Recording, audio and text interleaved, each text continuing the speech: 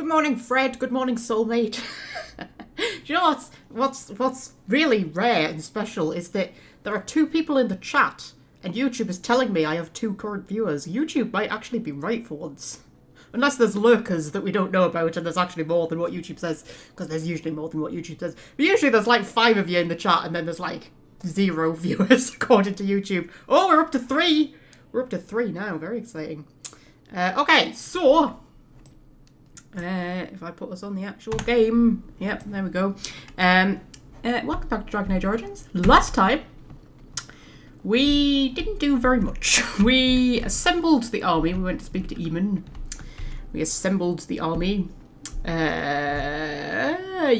What else did we do? We must have done something. We killed Gax Kang. We did that. We did Alistair and Liliana's... yeah. Side quests. Yes. What else did we do? We must have done something. I think we did a bit of shopping, maybe. I think we kitted Zevran out. Oh, we slept with Isabella, you know, so that was a plus. Yeah, our list of achievements last time was you know, not very long. Sorry, I'm reading chat. What time is it for you, soulmate? Just out of curiosity. Because, you know, I like to kind of... Because there's so few regular viewers, there's like 7 or 8 of you, maybe, in total. Maybe like more like 3 or 4 regular and then 7 or 8 semi-regular. I can be a bit sort of... You know, I can kind of cater to people's time zones a bit more because there's so few of you. When people have, like, you know, thousands and thousands of people who tune in every stream, those people just have to kind of, you know, deal with whatever time the streamer decides to stream. Because there's so few of you, we can, you know, we can adapt and shuffle things around. Like, I would never do one that was, like, really early in the morning for me because I would know that that would be, like, the middle of the night for Fred. So, you know. 2:30. Right, you're plus an hour, are you? Okay, that's not so bad then. Right. Yes, what are we doing today? We're going to go and do Shale's quest. We're definitely doing that. And we're going to wrap up all of the side quests in Orzammar. Of course, that might take us the entire part because you know what I'm like. I want to get some more health poultices. I want to get some more grenades and, you know, poisons and whatnot. Although I don't really use the poisons, so I'm probably fine on poisons. I want to kit out everybody in the best... now we've slept with Isabella, we should get checked out by a doctor. What are you insinuating, Fred? Yeah, I want to see, yeah, if we can kit everybody out in, like, the best gear and stuff like that. Take a tour around the merchants. We need to do Flemeth and we need to do Ostagar, but I don't think we'll get Ostagar done in this part, but, you know. We'll do our best. But I want to have a little turn around the camp first and have a little chat with everybody because there's a lot of people we haven't spoken to in a while. I haven't spoken to Sten in ages. Should speak to Sten. Hello, Sten. Why are we stopping?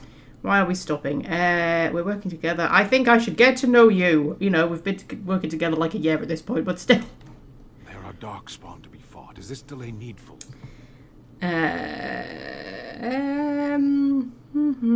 What's your hurry? What a strange language you speak. You say hurry where I would say duty. Okay. It's not your duty to handle the blight, though. No, it is yours, and you are chatting with me instead. Okay. Should we ask about the army? I am. Okay. Why haven't the Qunari sent soldiers here? The Antam are the eyes, hands, and mouth of the Qunari. We are how my people know the world. Isabella's skin doesn't actually change colour, Fred, you know? It's the lighting in the pearl. But if you actually look at her like her model, like outside of the environment of the pearl, yeah, her skin doesn't actually change colour between games. So, you know, it's one of those myths. Anyway, okay.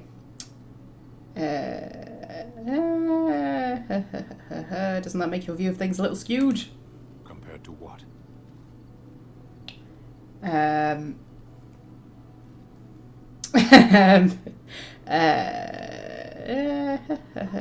Yes. You only learn about people you conquer. What does anyone truly know of the world? The world changes. We change. The Antam observe what we can, just as you do. There is no point to this. We are keeping the Darkspawn waiting. Yeah, okay, let's just leave it. As you This is why I don't talk to Sten, you see. If I don't talk to him, I usually just give him lots of gifts to get his approval up until I can, you know. Oh my goodness, we've got someone from South Africa. We've got many continents represented in our little, I want to say fandom, but maybe that's... maybe that's an optimistic word. Let's say our little group, our little Dragon Age group. We're like a book club, aren't we? Only Dragon Age based. Right. Talk to Liliana, because I think we... Hang on, I'll tell you what, we'll talk to Alistair, because we haven't talked to him since we did his personal quest. Something on your mind?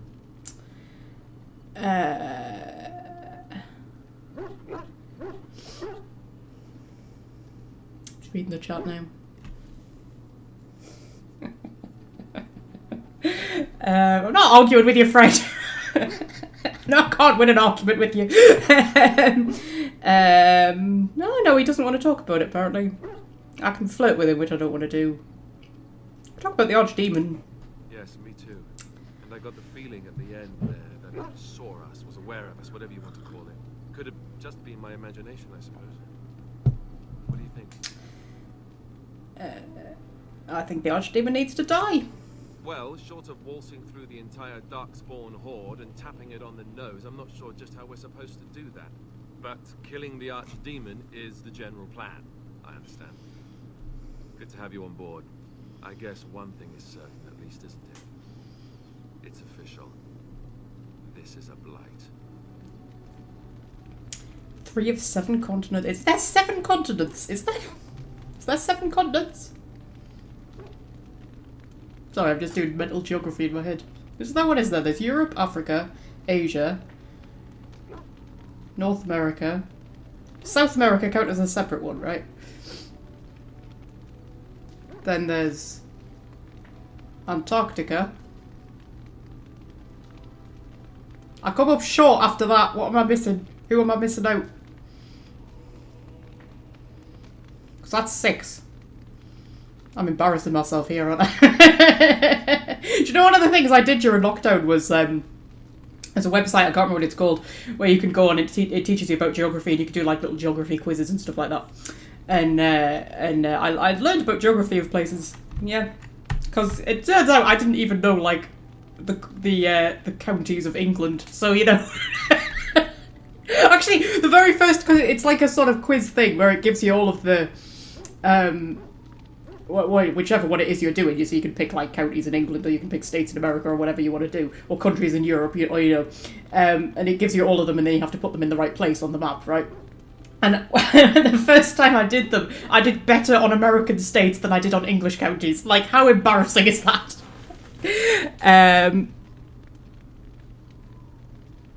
Oh, Australia has its own continent, is it?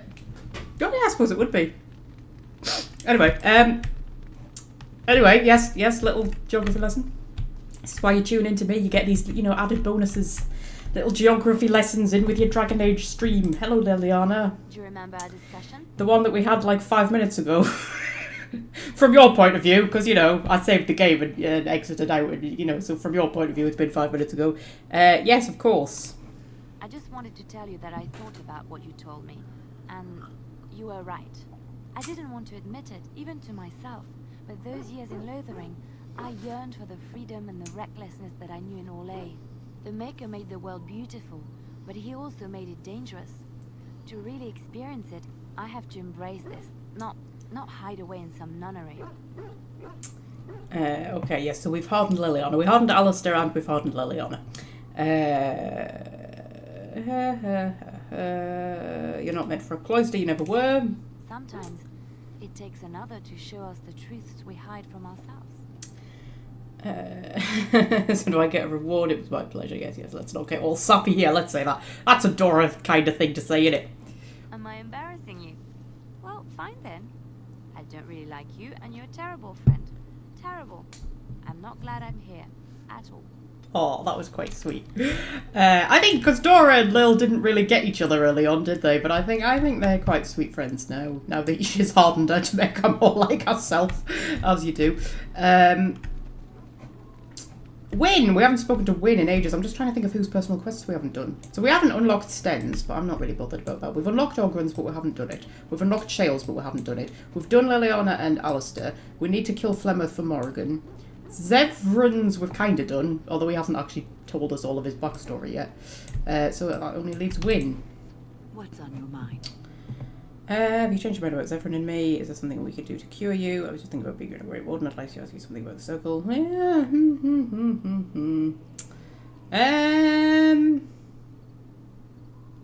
Yeah, let's talk about Zevran. I have watched you for a time, and perhaps I was wrong.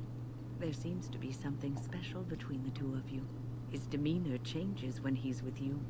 There is a tenderness to his gaze I'd never seen till now. Sorry, I'm just reading the chat. God, we're up to 5 people already. We're only like 11 minutes in. Usually I spend like half an hour just faffing around in camp to give everybody a chance to turn up. And there'll be like 2 people for that entire time.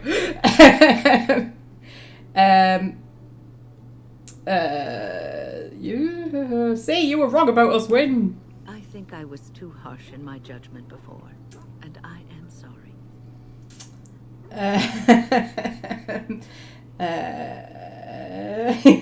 Yes, apology accepted. What you have may not last forever.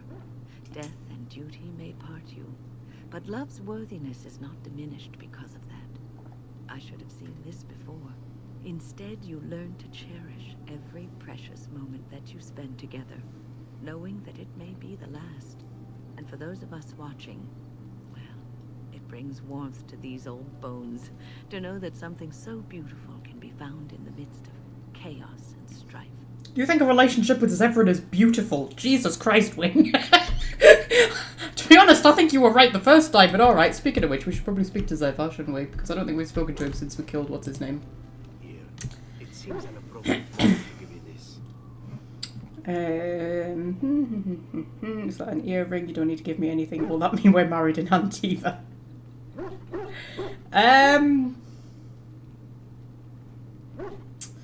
Yeah, is that an earring, Zev? I acquired it on my very first job for the Crows. A Raveni merchant prince, and he was wearing a single jeweled earring when I killed him. In fact, that's about all he was wearing. I thought it was beautiful and took it to mark the occasion. I've kept it since, and I'd like you to have it. Okay, that's a really... like, is that meant to be romantic? I don't want it really. This is a bit out of the blue, isn't it? Oh, thank you, Zevran. It's so beautiful. Don't get the wrong idea about it. You killed Taliesin. As far as the Crows will be concerned, I died with him. That means I'm free, at least for now. Feel free to sell it or wear it, whatever you like. It's really the least I could give you in return. Oh, so it wasn't meant to be romantic, okay. So not a token of an affection then. It's a reward for helping, just keep it then. I think I appreciate it. Yeah, so not a token of affection. Look, just take it. It's meant a lot to me, but so has what you've done. Please, take it. Okay. You see, this is what I mean about Zevran's romance. It's a friggin' minefield, and it's so easy to mess it up. And I would like it. I would like to do it properly for once, because, the few times that I've actually done it, it's always kind of gone a bit tits up towards the end.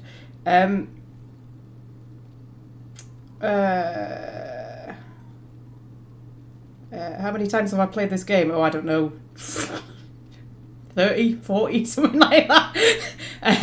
I've got over 1,000 hours on logged on Steam, so whatever that works out as.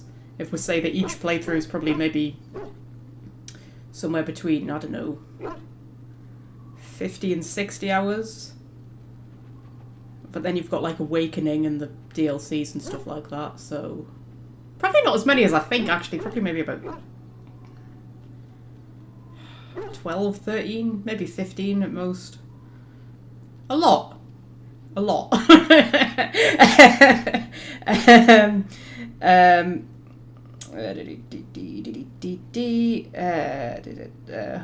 don't know. Fine, I'll take it.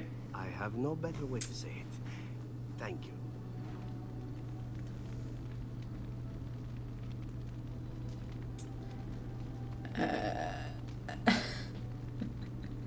Sorry, I'm just reading the chat, don't mind me. Okay. Right. So, anybody else we want to talk to? Are we kind of done? I think we're kind of done, aren't we? Kind of done until we do a few people's quests. Right. So, I want. Do you know what we're going to do? We're going to head to Soldier's Peak because there's stuff in the party chest that I need. Because we're wrapping up all the side quests and whatnot before we go into the Lands meet. I need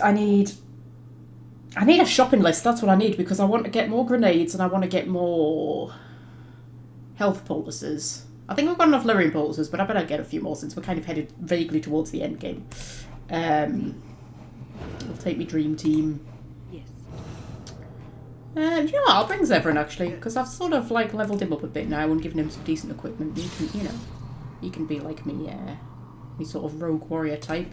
Soldier's Peak.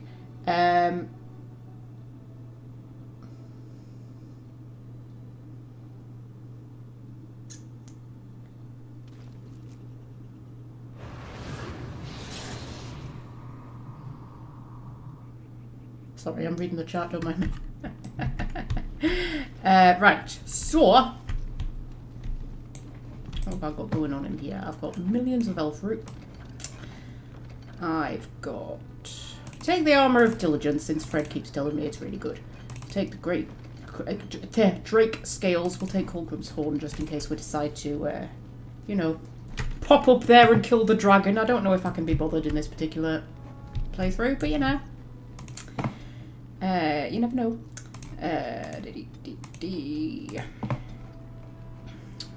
What should we give him? What should we give him? What should we give him? Combat tactics.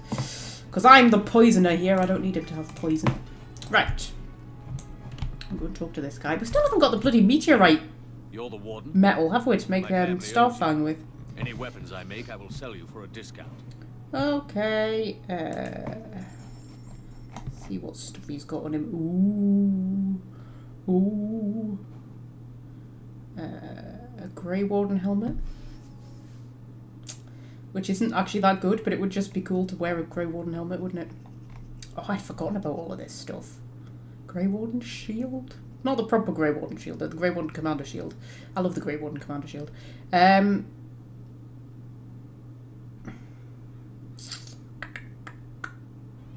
want to get everybody kitted out in really good stuff. The weird thing about Dragon Age is that the merchants tend to have better stuff than you actually like pick up. Just from wandering around.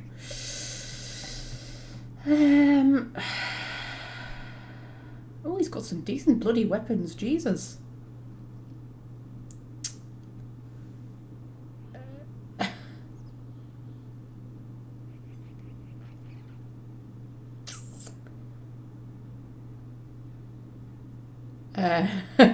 Oh, my soulmate doesn't like romances. Do you know what? To be honest, soulmate, I don't really go in for romances that much in video games either. There's been one or two, like Leliana in Mass Effect.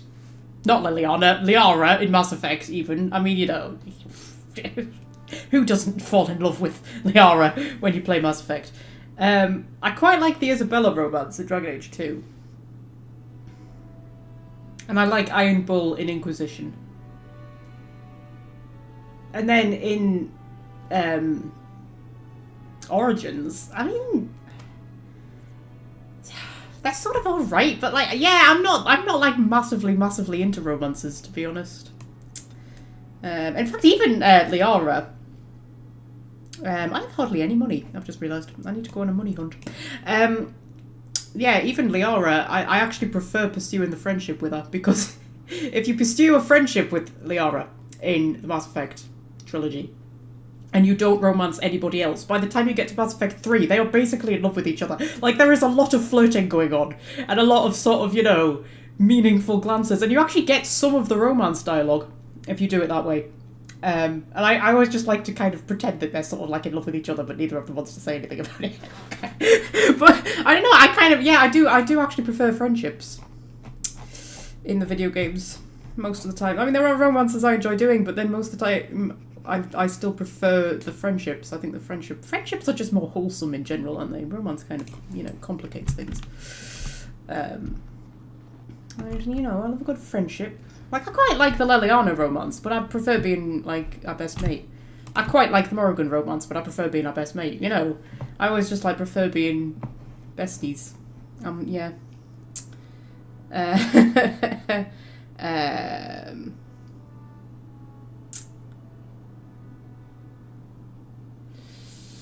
Yeah, Fred doesn't like there being no romance. The romance is part of the story. Hey, no. You see, you can have a decent relationship without it being romantic. And I just think friendships are more interesting, aren't they? I don't know. I find romances are a bit boring sometimes. I think, like, romances get too much attention in media. Bloody hell, the blight's spread a bit, hasn't it? Jesus! Orzabar's still fine, which is good, because that's where we're going. Right. Actually, no. I just remember what I was going to do. Right, I was going to look at... Right. How many health policies can we make? Ooh, quite a few. We'll make some health policies then. Until we run out of flasks. In fact, can we make super duper ones? Greater health policies? Yeah, we'll make some of them. Make some of them until we run out of flasks. And then we will go... We've still got plenty of elf root. We'll go and buy some more flasks and some more agents off Bodan. I want to know if I can make any grenades. No, I can't, because I don't have any flasks. But I have plenty of other stuff to make grenades with. Okay, so I just need flasks, really. I need flasks and I need...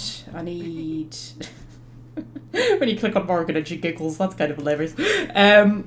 I need distillation and concentrator. Somebody remember that. Somebody put that in the chat, because I'll forget in like 2 seconds.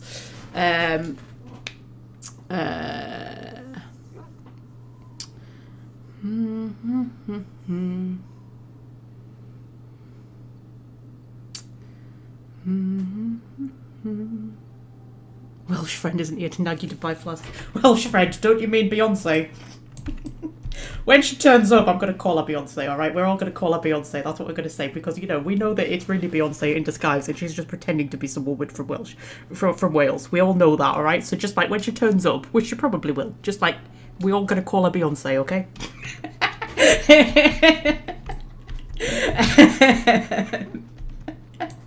I've got a new nickname for her. Yeah, Bodan, I need flasks. Anything I can do for you, please tell me. I'm sure you'll be pleased. Blah blah blah blah blah. Right, okay. Flasks. Because I don't have loads of money.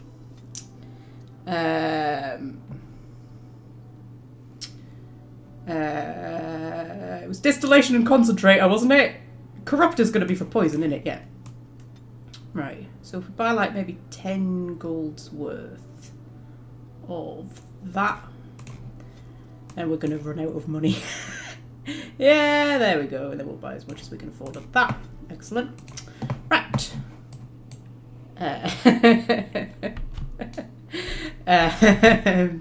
Yes, yeah, that's a little deal. We're going to call her Beyonce when she turns up, alright? Just shh. When she turns up, I want all of you to shout Beyonce.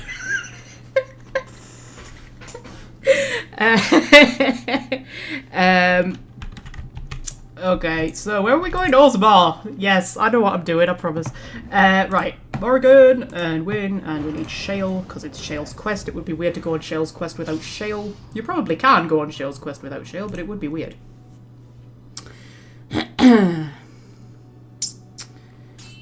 Oh, is this going to be the meteor? I really want the meteor. I want Starfang. It's cool. Oh, no, it's not the meteor. It's just cool having your own sword with its own name. I mean, I know it's a bit of a shit name, but still. What's this? Oh, we've got Redcliffe soldiers fighting people, have we? Turn my volume down a bit so I can hear myself talk. Oh, we've got pumpkins! That's very seasonally thematic, isn't it? Oh, there's an ogre as well. Ogres aren't as scary as what they used to be.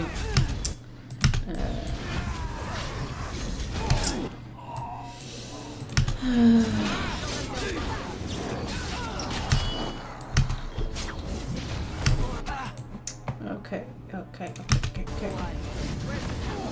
Yeah, ogres just aren't that scary anymore. We took on like 4 at once at one point, didn't we, or something like that in the defaults?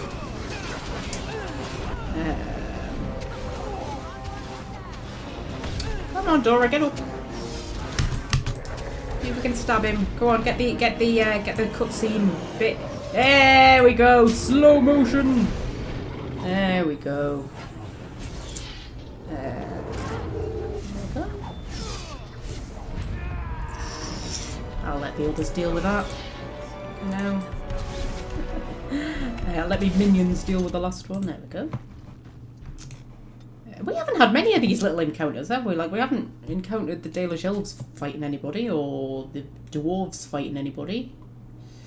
We did encounter the mages. Dexterity you're getting, aren't you? Because you're a bit useless without it. And then you can have that, because why not? Right. I'll get on it. Welsh friend better turn up now, you know. I've been thinking about this all day, that when she turns up I'll be like, I'm definitely going to call her Beyonce. See if she remembers. Right, so...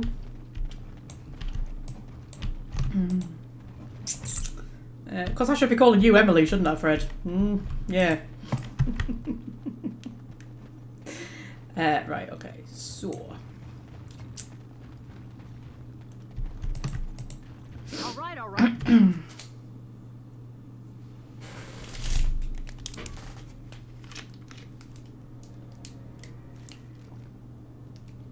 Bloody hell, Shale, you're taking up the whole flipping screen, love. Right. There were things we needed to do, but I can't remember what any of them were. We need... Oh yeah, we need to go and give that antidote to that woman who's dying, and we made the antidote for her, and then we left the city without giving it to her. That's how caring and compassionate that we are. Beyonce being the drama queen and making a late entrance there. You know, Scorpio has a massive crush on Beyonce. Oh yeah, he does. My cat has a massive crush on Beyonce. I'll tell you why. Because I've got a like a YouTube playlist thing with like music on. Because I don't listen to music that much, really. Not enough to justify having Spotify or anything like that. So I've just got like a YouTube playlist.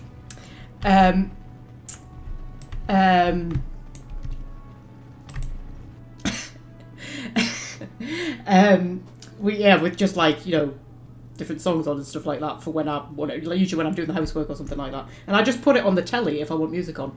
So it's all like music videos and stuff. And one of them is Sweet Dreams, the Beyonce song, right? And whenever it starts, Scorpio, just like, wherever he is, he'll just come running. I mean, even if he's like outside, he'll hear it and he'll come running in. He jumps up on the coffee table and he just sits there with his little paws hanging off the edge of the coffee table and he just watches her. I don't know what it is about this particular video, but he just watches her, like, absolutely enraptured. And then once it's finished, he just gets up and walks off. And he doesn't do that with any of the others, just that one. And I'm like, what, you got a crush on Beyonce or something? Like, Jesus! Honestly, it's so funny. I don't know why. I don't know what it is. I don't know if it's the dancing. I don't know if it's the song. I don't know what it is, but he just like he loves it. It was the Royal Palace, wasn't it?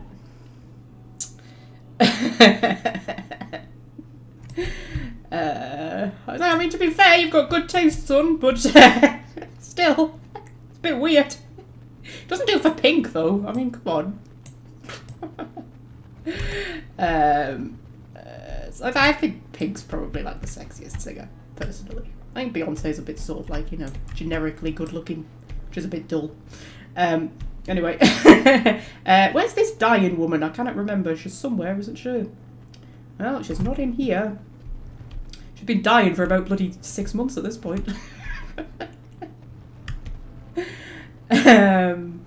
Like my grandmother, she's been dying for about 40 years. She's been dying since before I was born. She's always talking about, oh, she's dying, I'm dying. She's bloody 90 something now. And like, I remember when I was a kid, she was talking about, oh, I'm ready to go now, I'm dying. I think I'm done. Yeah, squeaky gate, man. Keeps hanging on. Anyway. We call it squeaky gate syndrome. That's what we call it in our family. Somebody just won't go. They just keep hanging on indefinitely. Doesn't matter how ill they are. Just keep hanging on. Squeaky gate syndrome. There she is. Mrs. Woman who was dying of a poison. Well, I've got the antidote, finally. Any luck, Warden? She doesn't have much time. What do you mean I'll see what I can do? I've flipping got it on me, haven't I? Nothing I can do but wait. Or do I have to give it to her? But inevitable. Maybe I have to give it to her. Do I have to give it to her? There we go. As the antidote passes her lips, the patient visibly relaxes. She will live! Yay! Okay. Is that it? Do I have to talk to him now? She'll be up and around in no time. Thanks to you. Okay, do I get anything? I don't seem to get anything. Probably I don't get anything, no. I did that out of the goodness of my heart. Didn't even give me anything. Timed quests and games are both immersive and also annoying. Yeah, I don't really like timed quests. There's a few in Mass Effect 3, isn't there? Just kind of irritating. I mean, I know it sort of makes sense, but at the same time it's kind of annoying. Right, so what else do we need to do? I think the rest of the stuff we need to do is like in the deep roads, isn't it? Oh, bring Dagna's... Oh, for flippin' heck's sake, I keep forgetting about Dagna. I'm gonna have to come back again. I'm gonna have to go to the circle and then come back again. I need to find the Drifter's cache. I need to do the top side of thing. Those are both in the deep roads. I also need to go and see if I can get the key to Orzammar. Can anybody remember the way out? How do we get out? I'm stuck. I'm lost in the palace. Is it that way? No. That way.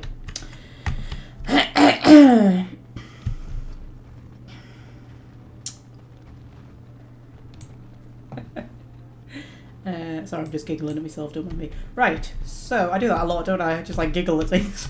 I do it at work as well. Trouble is, I'm a daydreamer. I live in a complete daydream land. I'm barely even aware of anything going on around me. To the point where people have walked up to me and started talking to me, and I've not even realised that they're there because I'm just like on an alien planet battling dragons or something like that. I'm just living a complete daydream, and sometimes I just make myself laugh and I just start giggling. Just like at nothing, and people look at me like I'm weird. It's just like start giggling at just like, you know, my own little jokes. And I remember one time my mate, she was like in the aisle with us, and I started laughing at something that I was thinking about, and she just looked at us and she went, "You know what? I would love to know what goes on in your head."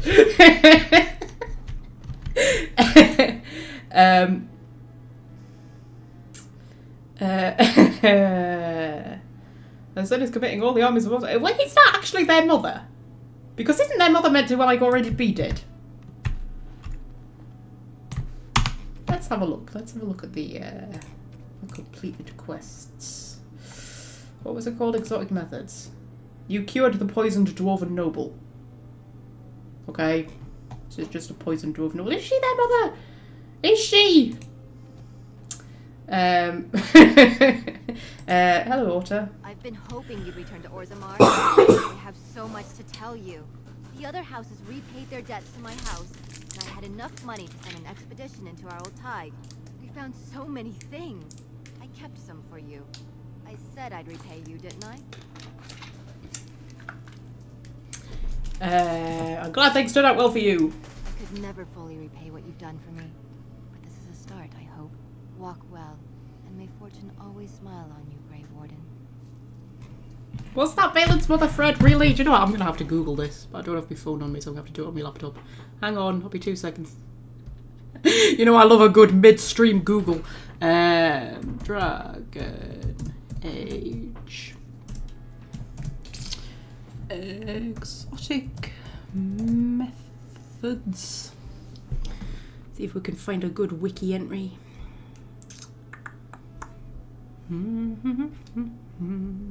That's not the wiki. That's the wiki. I hate it when you do a Google search and like the first 3 things that it brings up for you have absolutely nothing to do with what you've Googled. You just think like, what the hell, man? Maybe she's trying to sell you something, aren't they?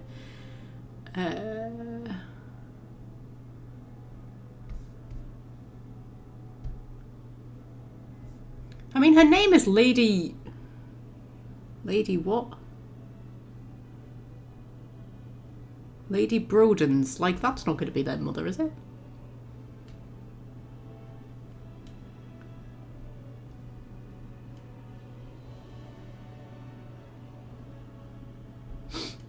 Reading. Yeah, because their surname is what? Idukan. No, she's just a random noble, Fred. She's not their mother. She's just like a random noble, right? Because isn't their mother dead? I'm sure their mother's dead. I'm sure that's like in the noble dwarf origin. I'm sure it is. I don't know. I don't know. I don't know. I don't know. We'll find out when we do the noble dwarf origin. The assembly is in recess. The assembly's in recess. Oh my goodness, we could just walk into the assembly now, guys. Look at us being big wigs who can just walk into the assembly. Is there anything to loot in the assembly? It's always my first thought. I've been granted access to the assembly. Is there anything I can loot? Can I steal anything? No, apparently not. That's boring. Oh, I can hear a cat. Hello. Hello, Putty. What's up? What's up? Yes, I know. They're in tonight. They were out, which was giving me... Scorpio got stuck on a roof yesterday, alright? Star came and got me, and she was yowling her head off. So I followed her outside, and he was across the other side of the road, stuck on a roof, a garage roof, and he couldn't get down. So I had to go and get him. Little idiot. So anyway, I let them out today, a bit tentatively, because I was like, you know, he's never been across the road before. He's never gone that far. So I was sort of like, you know, different gone getting stuck on roofs again. And they both went off exploring, like across the, you know, down the wall, like, you know, down the road. And I was kind of watching them, you know, when you're a bit like on eggshells, kind of going, oh my god, don't get stuck anywhere. And then the binman turned up, and oh my god, you have never seen two cats run so fast, because they're terrified of the binman. And they both just came like hurtling back along the wall and came in, and I was like, oh, I'm just going to shut them in now. They were out for about an hour. Well, they could just be in now. So I don't have to stress. Honest to God. He's such a little idiot. Trouble is, he's got so much confidence, right? But he doesn't have the sense he was flipping born with, so he just gets himself into these, you know, situations. Star is scared of her own shadow, so she like hardly, you know, goes anywhere. But Scorpio is like, he's got too much confidence and not enough sense. That's his problem.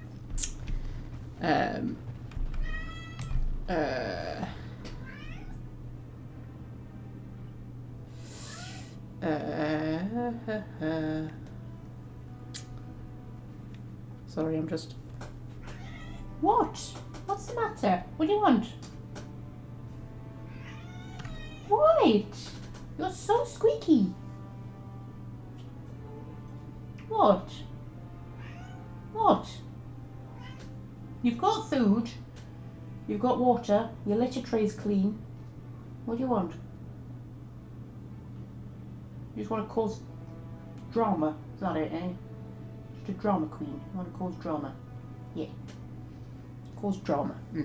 Anyway. Right, Deep Roads. Hey, we're only 38 minutes in and we're actually getting around to what I said we were going to do. That's pretty good going by our standards, isn't it? Oh my goodness, what? You sound so whingy. What's the matter? Come here. Oh. Come up here. Come on.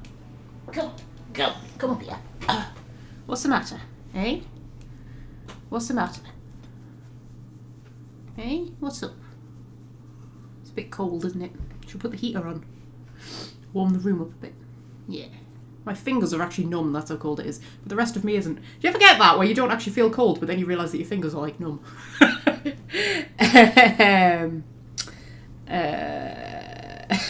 Cute meows. She is a good meower. She is, aren't you, Starzy?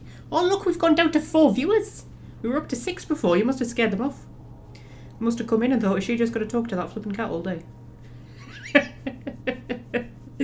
Eh? She'll put you down now. Eh? No. You stay off the keyboard. No. Not allowed on the keyboard. Go down there. Go on. Go down. There to go. Right. So, Kadash Taig. Because this is a DLC thing, it's prettier. The DLCs are always prettier than the main game, aren't they? Always. It's like some kind of rule. DLCs have to be prettier than the main game. I have not made any grenades. or health bonuses like I was going to. Never mind, we'll do that in a minute. Right, so turn me sound down a little bit again because I can't hear myself. Right, do a cone of cold. Cone of cold, there you go. And then you, mister, can have a... There's no emissaries or anything, is there? No. Can have a paralyze. Oh! Shale punched someone and he shattered. That was brilliant. That was pretty good, that, wasn't it? That was pretty impressive.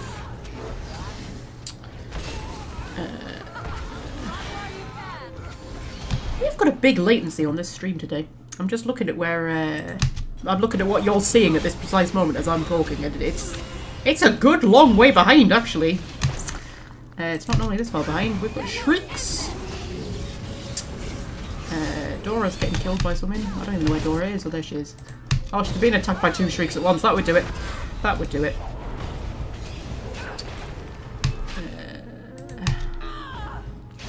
Getting down. There we go. Morrigan's stuck on a hooja. It's nice having Morrigan and Wynn back together, isn't it? After all that slog through the deep roads without Wynn. It's like, I've got them all like tactically set up to be working together, and then I sort of like ended up losing one of them. We had an elf fruit on him. That's good, because you know, we're really short on elf fruit, aren't we? After I bought like 500 elf fruit off the elves. Right, so... That's not where we're meant to be going. Is there a tunnel? There's a tunnel. Of course there is. Right, so... Nobody mentioned the off-camera kitten drama. You're slipping, Fred. You're slipping. Oh no, you did mention it. Sorry. My God, there's too many of you. I can't keep up. Yeah, look how pretty this is. Look at us all covered in blood. Kadash Tig.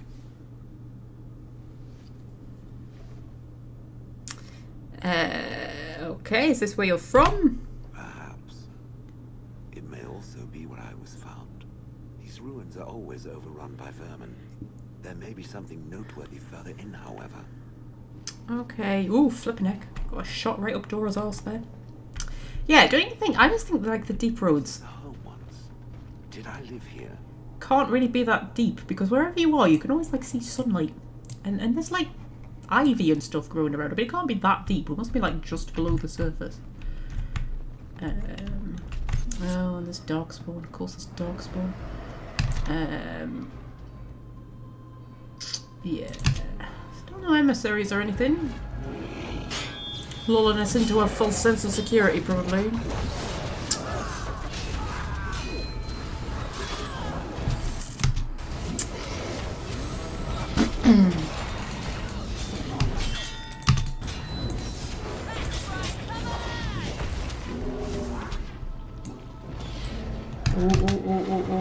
I don't like it when they run off, yeah, because it means they'll lure away into a trap.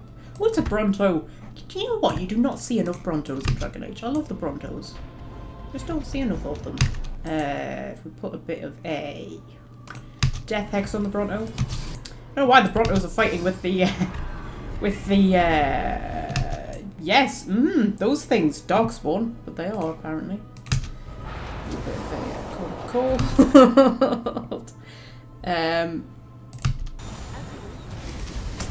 Oh, we shattered the Bronto, man. That's me and Wynn working together as a team. What? What is the matter? What are you squeaking about? What's up? Hey, I'm not letting you out again. God, this cat will not shut up. What? She's so vocal, you know.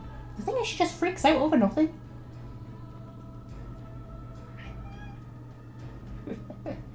A bit dipsy, aren't you? You just want them all to hear your voice, don't you? You've got a few mats that I need to brush out of you. Dear me. Too fluffy. It's your problem. Right, okay, so... Somebody needs a heal. Shale needs a heal, of course Shale needs a heal. Shale's got too much constitution, though our heals don't do that much.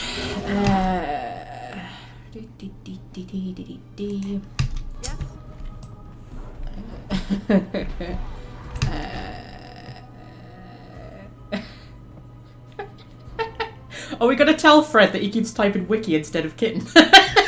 Are we going to tell him that?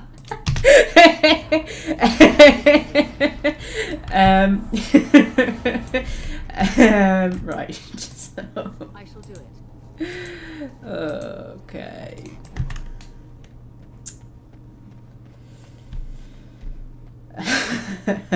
Right. As you wish. This bit isn't very long, is it? I don't think this bit's very... I'm just trying to work out how much we can fit into this live stream. Because I hate it when you get to this bit of the game and you're just trying to, like, you know, finish up all the fuffy bits before you get into sort of, like, you know, the end game type thing. Sounds like a ragdoll cat. She's half Maine Coon. That's why she's so squeaky.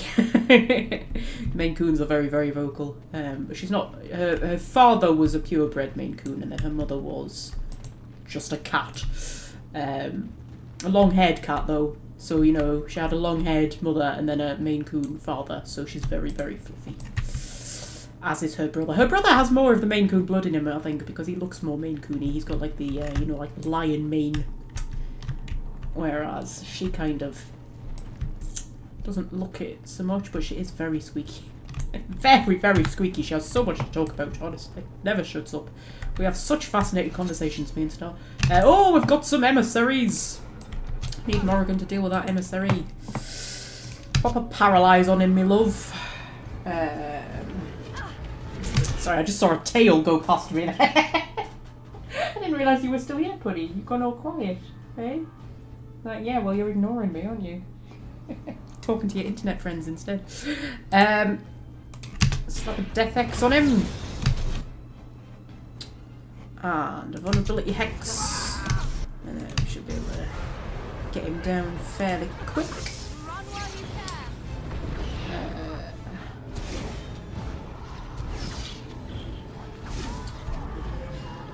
Oh, he's healing himself. What little arsehole. Well, you know what? We put a Curse of Mortality on him. Then he can't be healing himself, can he? No!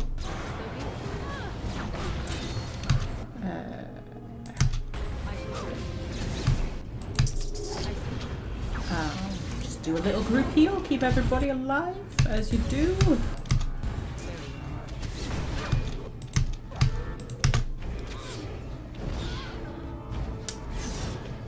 Oh my god, we're up to 7 viewers, guys. Jesus.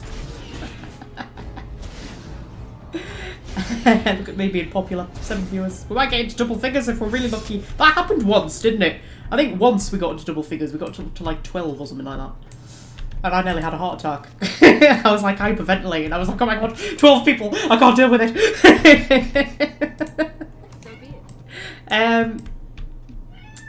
What? What? What are you squeaking about? What's the matter? What? Eh? What? What's up? What? Are you bored? Go and play with your brother. Go and jump on him. Go and pester him. I sound exactly like my mother used to.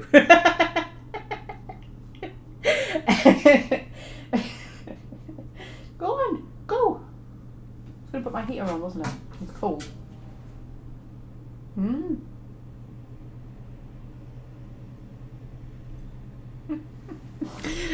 Right, so we're getting a lot of kitten drama this stream. Swear to God, this cat. What? I'm gonna throw you out the window in a minute. Should I throw you out the window? Should I? Should I do that? No. Okay.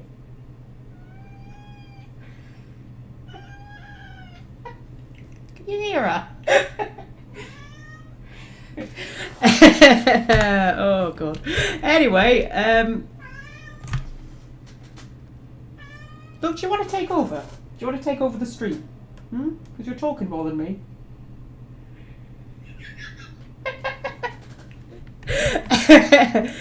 Right, so which way are we going? We're going across the bridge, aren't we? Yes, across the bridge.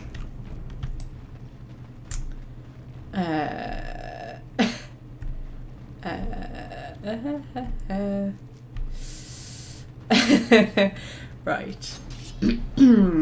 Oh my god, we've got bloody deep stalkers and Dog spawn. Are the deep stalkers going to attack the dog spawn? Because that would be kind of useful. They're just going to attack me. They're just going to attack me.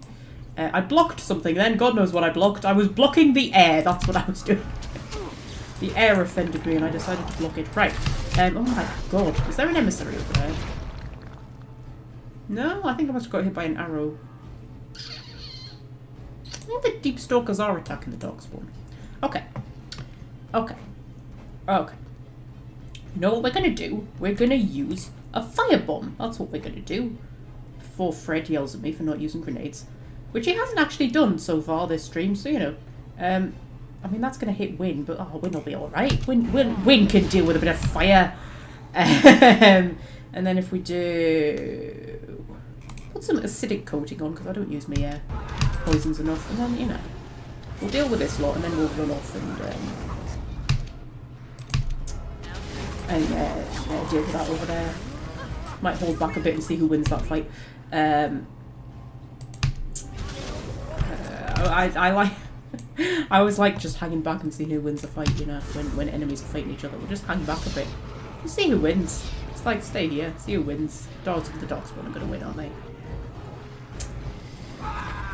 There's a bit in Dragon Age Inquisition when you get to the Storm Coast where there's a giant attacking a dragon. Right? And it's quite cool because it's quite sort of cinematic and you see like a big dragon swoops down, right? And attacks this giant, right? And obviously the dragon always wins because then you have to go on and do like a proper dragon battle. I swear the first time I played that game, the giant won. I swear it did. I can remember that. You know when you can just remember something and then like it never happens again. And then you're like, did that ever really happen? But I mean, it can't, logically, because like the dragon battles are like an actual thing. You have to like, you know, defeat each dragon and the battles take place in like a specific arena and everything like that. Because the dragon flies off once it's killed the giant and it's just a sort of, you know, scripted kind of thing. But I'm sure the first time I played that, the giant killed the dragon. I'm sure that's a thing, but then it's like, how could that possibly have been a thing? So there you go. A bit of a tangent. At least it was a Dragon Age related tangent. Oh, there's traps. There's traps. We have to get the traps before we do anything.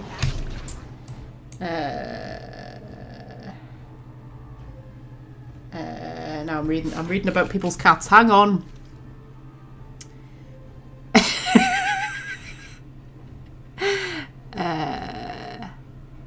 Oh my god, Beyonce's here! She's arrived! Yes, Beyonce.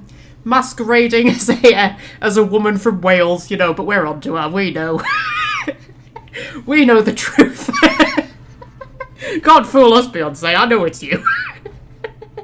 Pretending to be some random lass from Wales. Nah, you're not fooling me, love.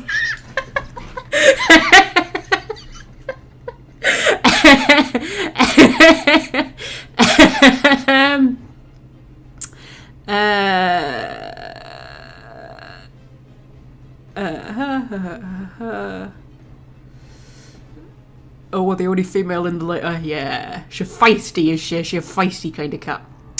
Yeah.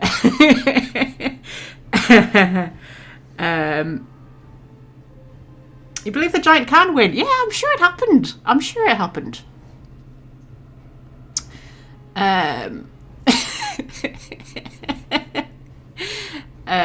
Oh my god, we're up to 10 viewers. They're double figures, man. Oh my god, the stress, I can't take it. Right, okay.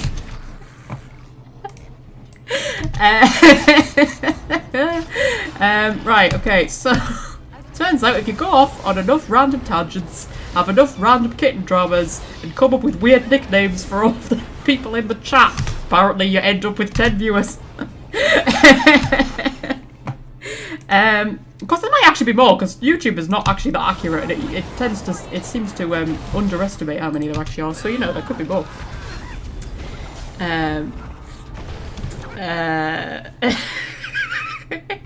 Oh yeah, we need you to sing, Beyonce, because Scorpio has a crush on you, so you know.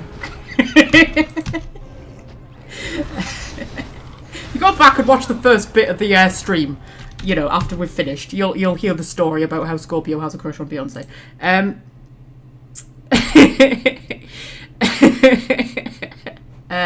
Right. Okay. It's fine. I'm keeping it together, guys. I'm keeping it together.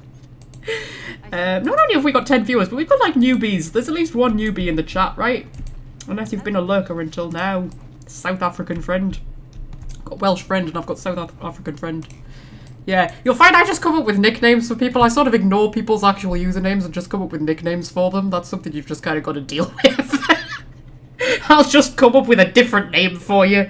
Except Security Ostrich. I can't not come up with a better name for Security Ostrich. So, you know, they get to keep their name.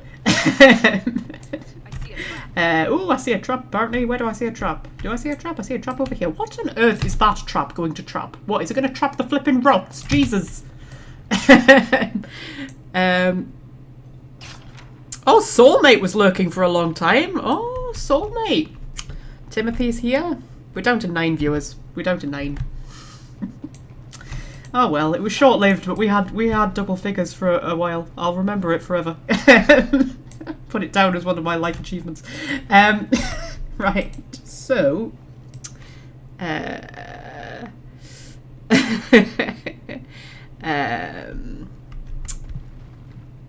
South African friend is new. I wonder what it's like for a newbie tuning into one of my live streams. It must be a surreal experience. There's a lot of in-jokes going on and just like weirdness. You know, weird attracts weird, and I like people who are weird. So, you know, all my friends are weird. I don't have any friends who are like normal. Not like normal, you know. Yeah, I like weird. Weird's good. Not that I'm calling you all weird, but you know, for me that's a compliment. I think weird's a compliment. Nobody wants to be normal, right?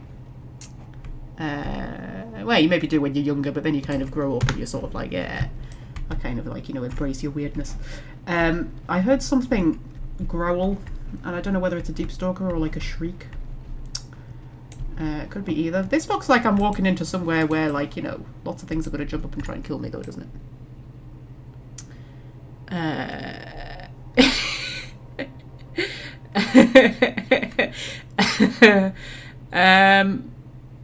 You're confused about the vegetable not to be mentioned. Yeah, don't mention that vegetable. Don't mention it. That vegetable's like Voldemort. It's the vegetable that must not be named. Wars will start if you mention that vegetable. There we go. There's the deep stalkers.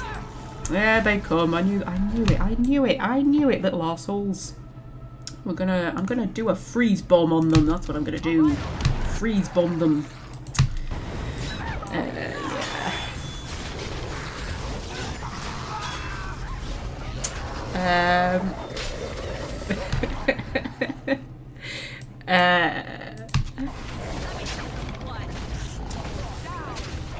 Oh, you're sewing a cross-stitch picture. What are you? What's your picture of? Oh my God, cat! What? What? You just know that they like your squeaky little meow, don't you?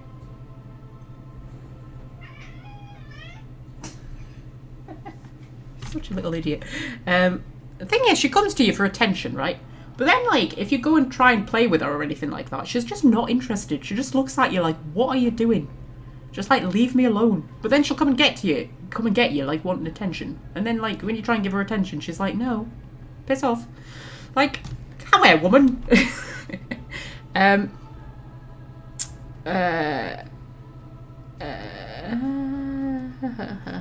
Right, okay, so. Chain lightning, yeah, I don't have chain lightning yet. I keep meaning to give Morrigan chain lightning. Oh my God, we've got another new person. Jesus Christ. Either that or a lurker who has become a not lurker. It's too much. I've got pretty severe social anxiety, you know.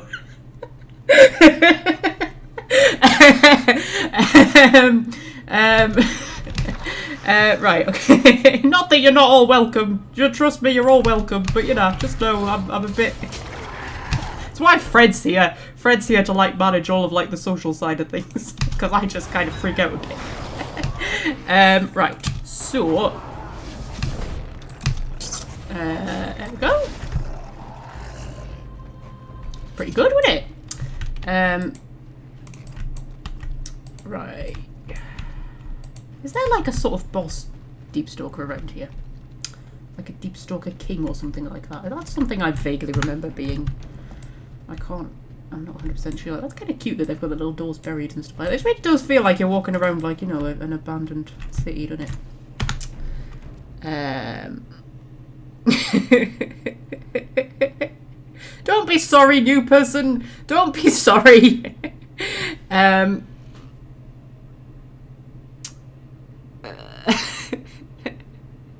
Oh, my soulmate has social anxiety too. Of course you do. Of course you do, soulmate. We are literally the same person. You're just a Norwegian version of me. We're also up to 11 fucking viewers now, man.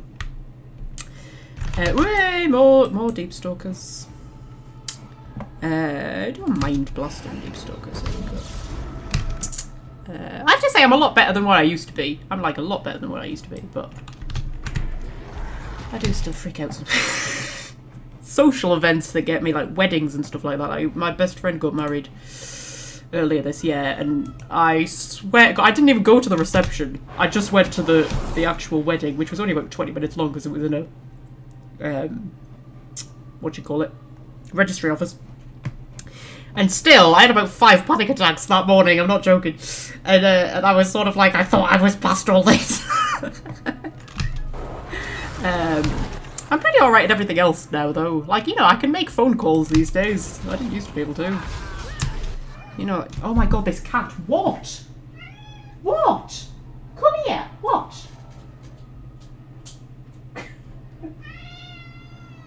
What?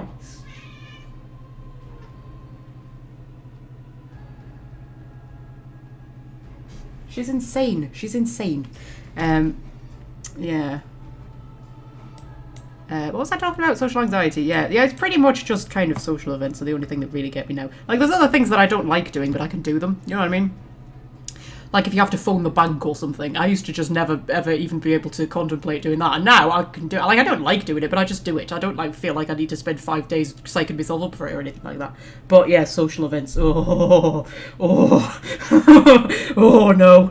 I would rather have major surgery. I'm not joking. Like, I feel like I would be less terrified of going in for like brain surgery or something like that than attending a wedding. Like, really, it is the worst thing.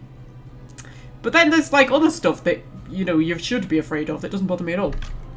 Weird, isn't it? Phobias. Phobias are strange. Like, I would do a skydive or something. I would do that. No problem. Stuff like that. You know, stuff that's actually dangerous and could kill you. Doesn't bother me. Oh, there's now a cat on top of my computer. No, you're gonna strangle yourself on the flipping... Oh my god, cat. She's got herself caught on the blind. Give me a second. I'm gonna have to untangle her. Lift your leg up. Lift your leg up. Lift your leg up. Lift your leg up. Lift it up. Go on. Now lift the other one up. Lift the other one up. Is this what having children is like? No. Oh my god. You're gonna bring the whole thing down, will you just... I'm gonna box you up and take you to cat's protection. That's what I'm gonna do. Lift your leg up. There you go. Just destroy my whole desk, why don't you? Right, are you moving? Come here. Come here. Oh, you're so heavy. You're so heavy. Go down there. Go down there. Jesus Christ. Right. What are we talking about?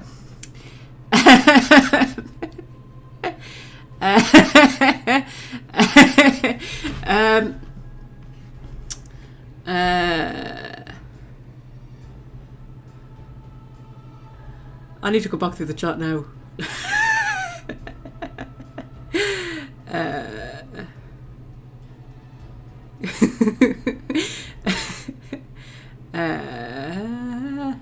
If she didn't want to challenge her social anxiety, she wouldn't be on YouTube. Yeah, actually.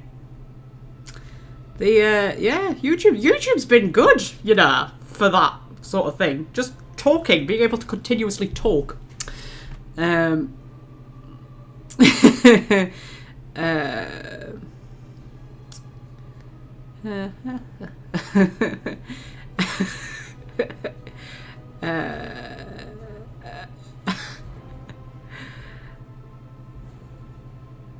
You'd rather have major surgery at a social event than make a phone call.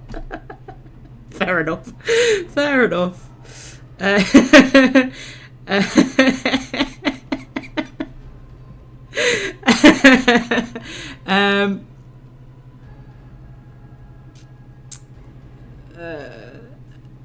Yeah, okay, so...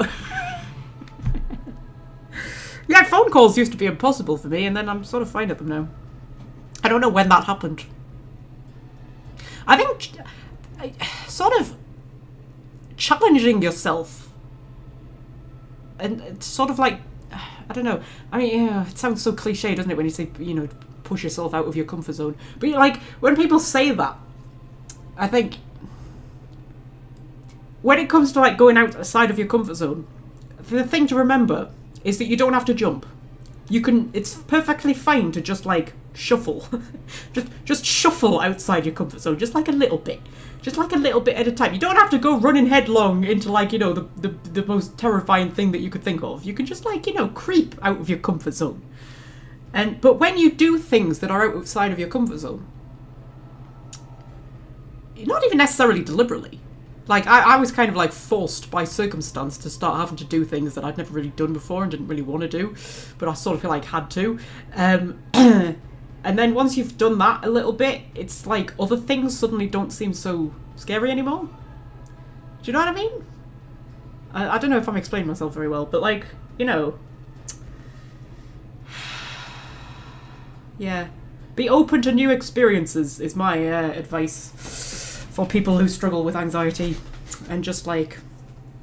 Alright, there are certain things that have always helped me. So one is the one of the things that people say is like, if it doesn't matter, if it won't matter in 5 years, then it doesn't matter, right? I find that very useful. I apply that to lots of situations when it's something that I'm a bit anxious about doing. If it won't matter in 5 years, then it doesn't matter. It genuinely does not matter what other people think of you. That's a big one that I've kind of, you know, come to realise. And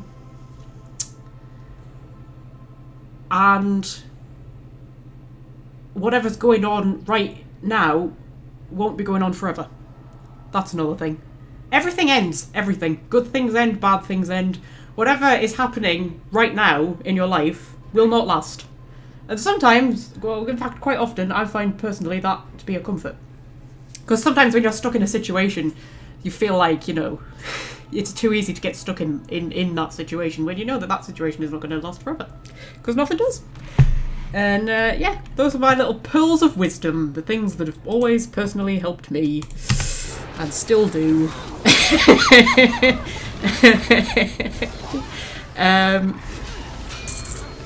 Yeah.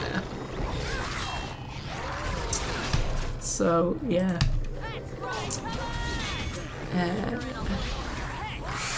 Oh, if you can't go outside your box, make your box bigger. I like that. Yeah, I like that a lot. Reminding yourself that any embarrassment will pass as a great tool. Yeah, that's been a big one for me. And just like... But that, if it won't matter in 5 years, then it doesn't matter thing. It's really good, because when you think of that, you realise that most things don't matter. You know, it does not matter if you make a fool of yourself on that phone call, you know, with a person that you're never going to meet. Like, it really does not matter. It might matter in the moment, but it's about taking yourself out of the moment and going, yeah, but it won't matter once it's over. You know what I mean? Like, that's kind of, you know,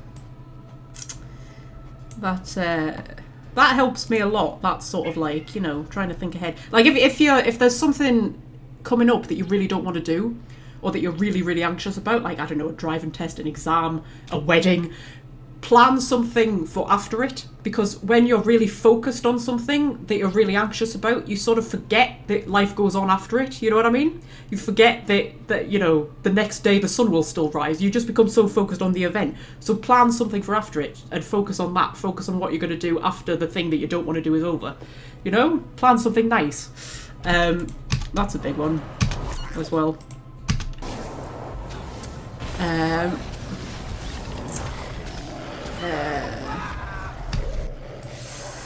Yeah. Right, okay, so... My god, now we're just having little mini therapy sessions during our streams. Geography lessons, therapy sessions, all going on here, man. Oh, we've got a Deep Stalker leader. Put a little death hex on him.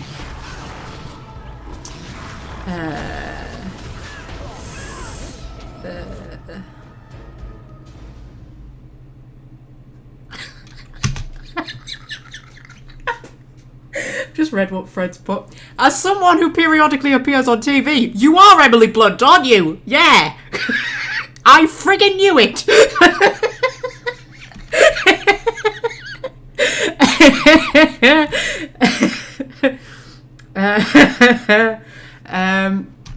Right, okay. As you wish. Age is great for embarrassment, says Beyonce. I'll tell you what, actually, well, I don't know if I would say age. I mean, I'm only 28. I'm 29 next month, you know.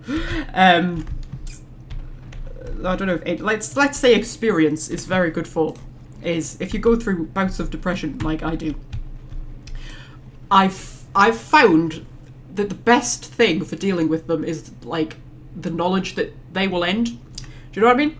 Like, so when you're younger, when you're like a teenager, and you're in like a really intense bout of depression, you think it's going to be forever. You think there's no way out, because that's what it feels like when you're in it. You feel like you literally forget what happiness is and how happiness feels and how it's possible to feel happy, or even just not feel miserable. Never mind happy. But you always come out of it.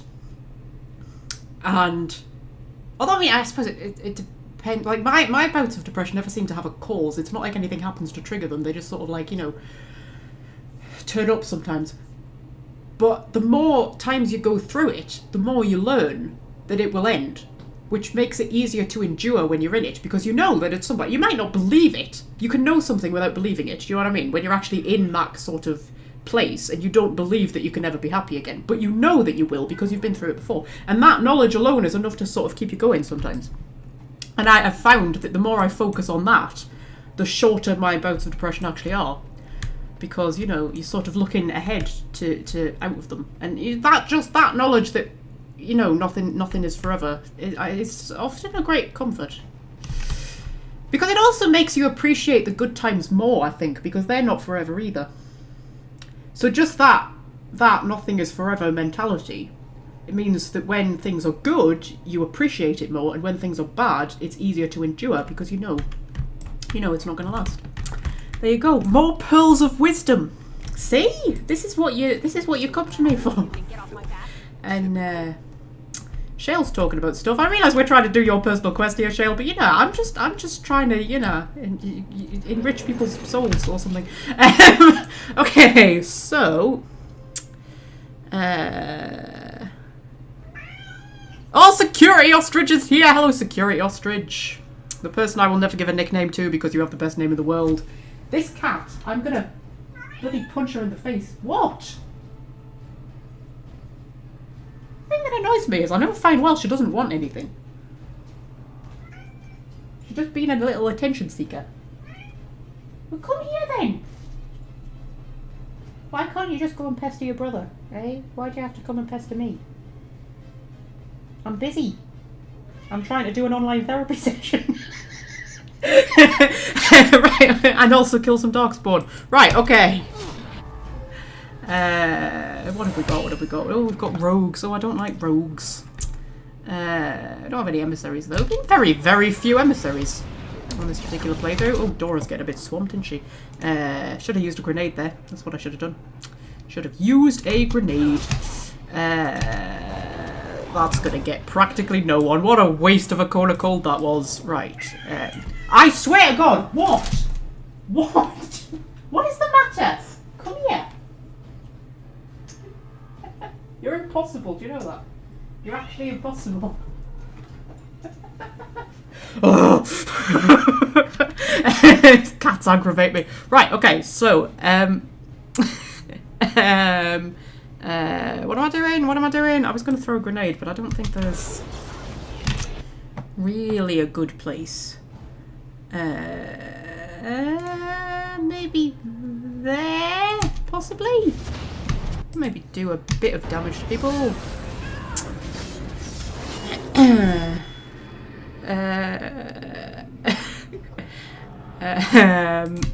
I'm trying to read the chat and do the battle at the same time because I always think it'll save time, but then it doesn't because, you know, I'm just not concentrating.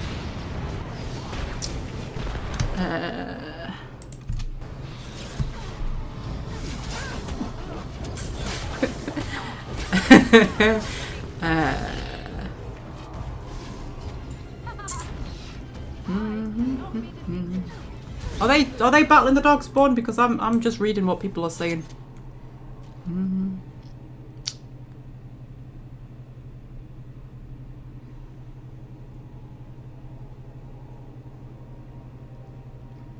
30s of fine if it wasn't for the random back pains that's happening. I've had that since I was like 12.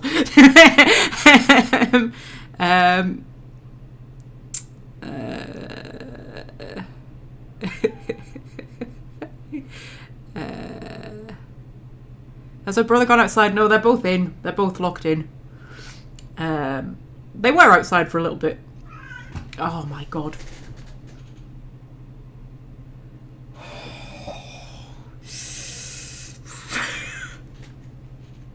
She's run off. I think she's just a bit hyper.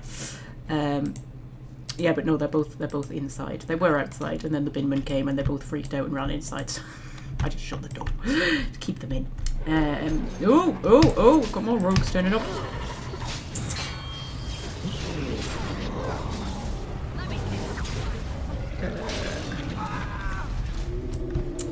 Okie dokie. So now I can hear her running around. Thing is, I don't find well. Our brother will be sitting on the windowsill and he'll be completely ignoring her because he's really chill. There's oh, I heard something there. Yeah, shrieks. I thought it would be. Yeah, our brother is so like chill. He's like the most relaxed cat ever, and then she's like really stressy and hyper. And so she'll be like running around like an idiot, and he's just like he just sits there and looks at her, just like what are you doing? Oh, I'm gonna get Dora in that cone of cold. You know what? We'll sacrifice Dora. Oh, I got Shale as well. Didn't mean to get Shale as well. We'll put a Death Hex on that one because why not? We'll also do a bit of a group heal after we sort of froze everybody. Oh, we managed to shatter 2 of them. Did we shatter the alpha? Oh, we did as well. Well done us.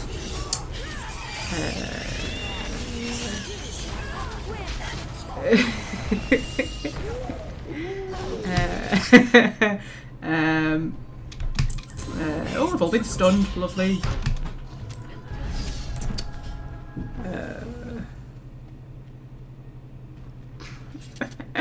Reminding you of dealing with toddlers when you're trying to do something, is it, Welsh friend?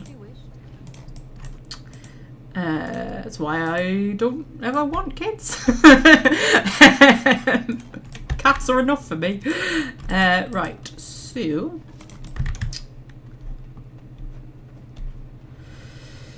I don't even know where we are. Where are we? Bit of a flipping rabbit warren now. I think we're nearly at the end.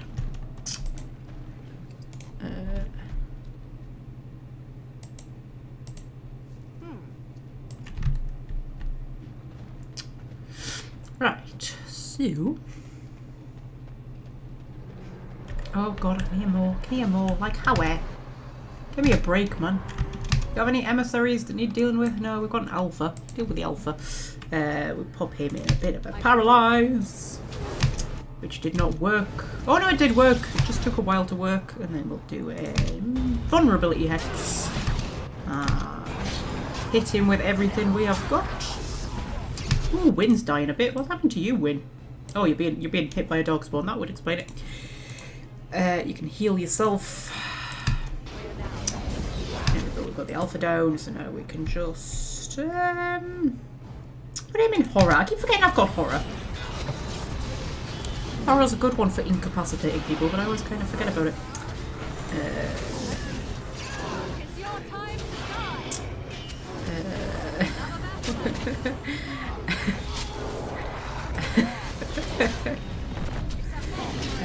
Right.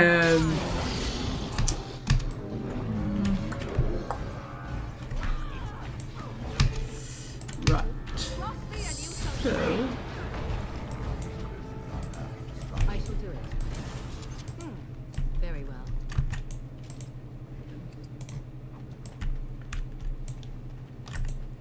So be it.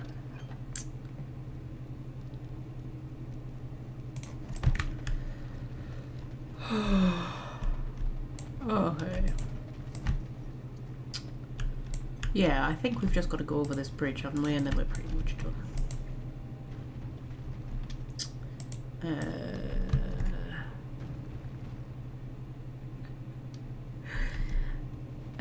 Right, okay, so... What I hope to find here. Shale is uncertain what she has to find here. Yeah, probably a boss, considering the fact it's just saved. I can't remember what the boss is here. Is it like an ogre or something? I can't quite... That sounded like an ogre. Yeah. I'll wander up the wonky bridge. A giant ogre. Hello? Yeah, you're a giant ogre. What kind of an ogre are you? You're an ogre alpha. Oh my goodness. Put a death hex on him. Paralyze. Which he resisted. One arsehole. Horror. Just want to try and incapacitate him a little bit. There we go. And then we can do all of the hexes, including the misdirection hex. Oh, shrieks as well, eh? Shrieks as well. We'll focus on the alpha first, though. We should be able to get the alpha down, right? Before the shrieks kill well. If we do a cone of cold, preferably without freezing the entire party this time. And weakness! I always forget about weakness. Always forget about weakness. Wynn needs a heal. She's healing herself. She's fine, man. She's fine. She can deal with it. She can deal with it. Get him down easy enough. Take a lyrium potion, Morrigan, and then I need you to heal Wynn. Because she's kind of been attacked by two shrieks at once, and we're sort of, you know, not helping her at all. But that's fine. She could handle herself, I'm sure. And somebody managed to get the ogre down. Excellent. How many shrieks we got? 3! 3 is fine. Right, so... Dora's having a dramatic moment over there. We'll leave that to it.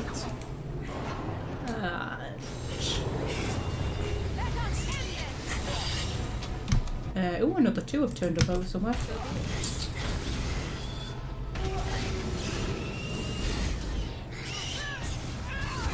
What would happen if Magpie suddenly got 200 people in the chat?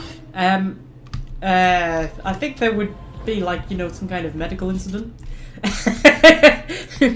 Somebody would have to maybe call an ambulance.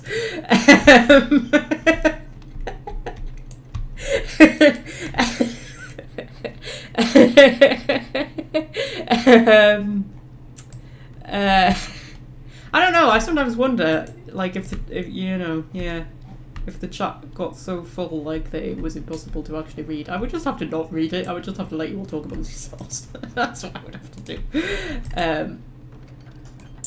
Yeah. What is this? This I remember.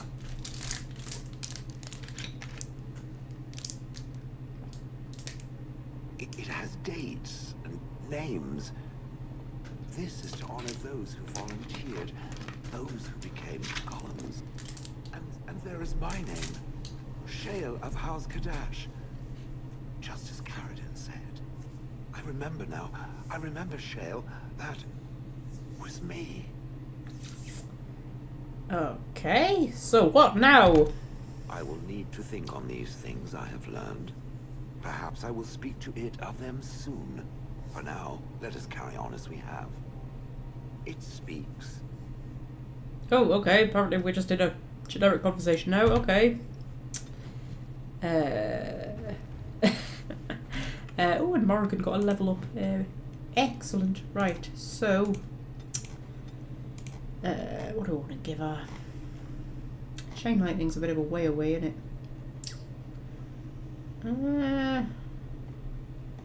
there's anything else though that's really that useful. I mean, we don't have any big, you know, spells like Blizzard, but I don't really use them that much, even when I've got them. Should we go shock? We'll get like heading towards chain lightning, because chain lightning is pretty good. Oh, Shayla proves plus 19. Oh my goodness.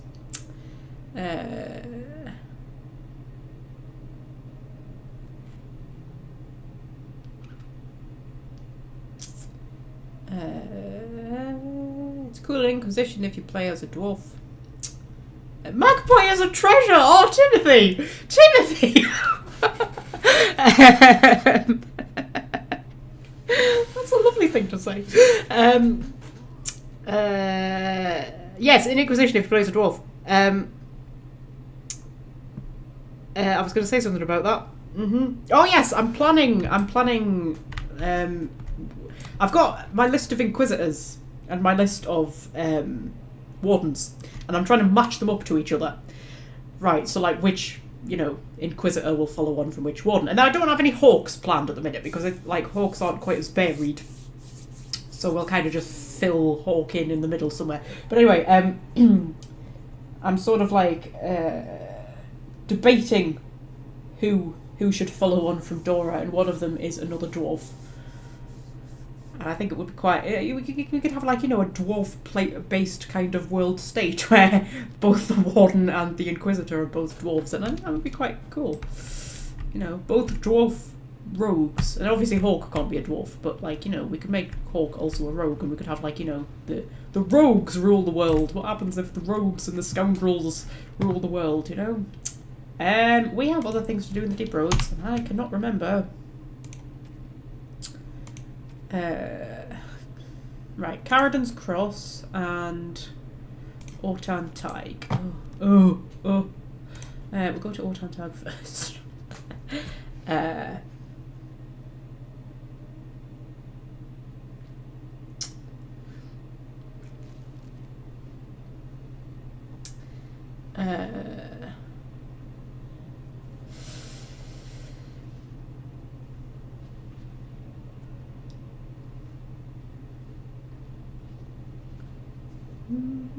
Mage Hawk is the only one that makes gameplay fun. No, I like Warrior Hawk. I mean, I like all of them. I like being an archer, actually. Being an archer is really fun. Which has been looking at me oddly. Stop it, or I will crush its tiny bird-like head. I am simply finding it difficult to believe that there is a woman inside of there. A woman who is also a warrior and a dwarf. Yes, that would explain a great deal. Okay, we got the extent of that conversation. Let's go back to Dora since she's actually, like, you know, the leader. Yeah, I like playing as a Warrior Hawk. The only one who can actually have a proper duel with the arsehole without having to run away every 5 seconds to take health potions. But yes, I'm currently planning all of my world states, and each one's going to have, like, a theme. So there's going to be certain ones which are a bit dark, and they sort of like lean into kind of dark magic. There's a lot of demons get freed and things like that. Dark rituals completed and whatnot. And then there's a few that are going to be sort of, you know, brighter and happy, and I have no idea where I'm going. I'm assuming something's going to pop up at some point. Hang on, let's read the thing. Read the thing. You found all the pieces of the Topsider's sword. Returning it to his corpse may bring him some peace. The Topsider's final resting place is in the caves east of Ortan Taig. Okay. So that's Ortan Taig. Never eat. Yeah, that's there. That's Rock's Cave. So it should be like here somewhere, shouldn't it? Never eat shredded wheat. Yeah, that's east. Assuming that that's north. Oh. Should be around here somewhere, right?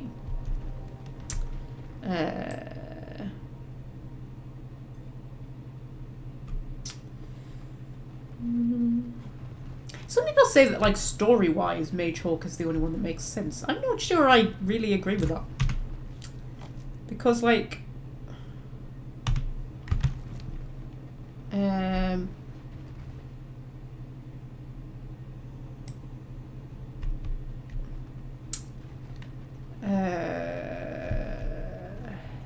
Oh, South African friends back. Hello, South African friend. That's your name now. Until I, you know, come up with a celebrity I think that you secretly are. Welsh friend is now Beyonce. Welsh friend was the first one of you to get 2 nicknames.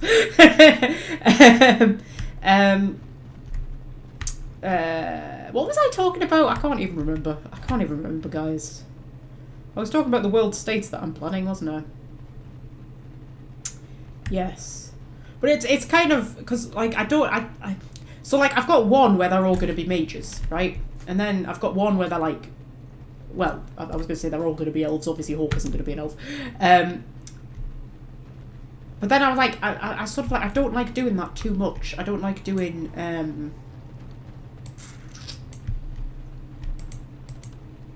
because it's not, like, realistic, is it, that all of the heroes of the world would be, you know, the same kind of race or whatever. So I prefer to, like, have different kind. I don't want to have, like, playthroughs where they're all evil or they're all good, you know. I'd rather have, like, you know, where, like, the Warden is evil and then Hawk is good and then the Inquisitor is evil or something like that. It's very hard to have an evil Inquisitor, actually.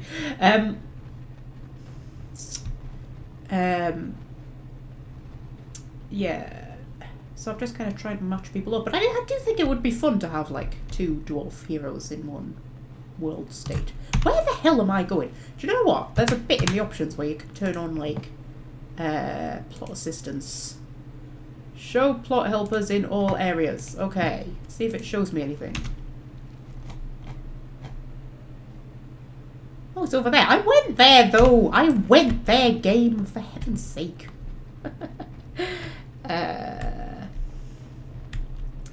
You've never heard the never eat shredded wheat? What do they say on the other side of the pond for the northeast southwest?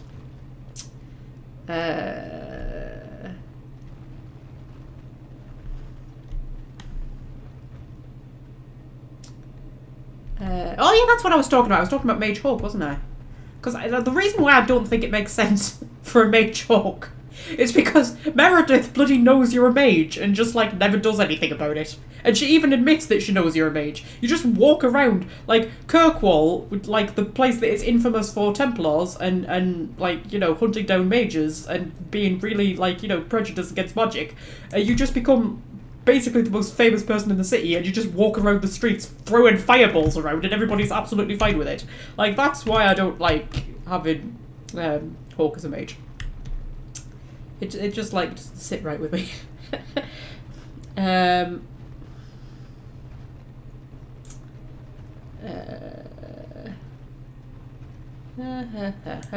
we go. Okay, I'll turn those plot helpers off now because they annoy me. Actually, no, we'll keep them for Carradon's Cross because I don't know where the thing in Carradon's Cross is. In the States, it's just northeast southwest. Oh, that's boring. It's boring, that is, Fred. Have you heard the one for the planets? The, what is it? Mary's virgin explanation made Joseph suspect upstairs neighbour. That's the best one, isn't it? For remembering the order of the planets from the sun. You'll never forget that. Mary's virgin explanation made Joseph suspect upstairs neighbour. Yeah. Mercury, Venus, Earth, Mars, Jupiter, Saturn, Uranus, Neptune. See? And then poor Pluto keeps getting messed about. I don't know. Bloody NASA messing Pluto about. Poor thing. It's probably got, you know, insecurities and everything. One minute it's a planet, then it's not a planet, then it's a planet, then it's not a planet, then it's a dwarf planet. Dear me, just leave the poor lad alone, man.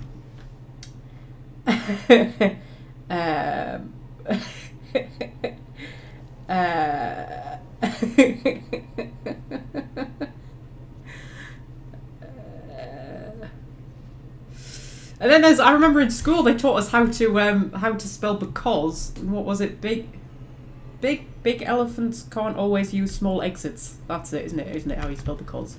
Big elephants can't always use small exits. And then there's the one for pi, which is can I draw a circle? And it's the number of letters in each word. So it's can, which is 3.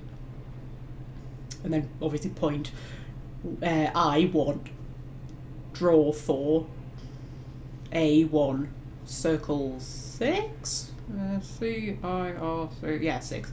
That's how you remember what pi is. What other ones are there? I love little rhymes like that. They help you remember things.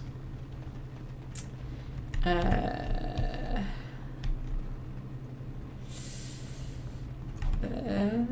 can't think of any at the minute. I know there are plenty of other little rhymes like that to make you remember things.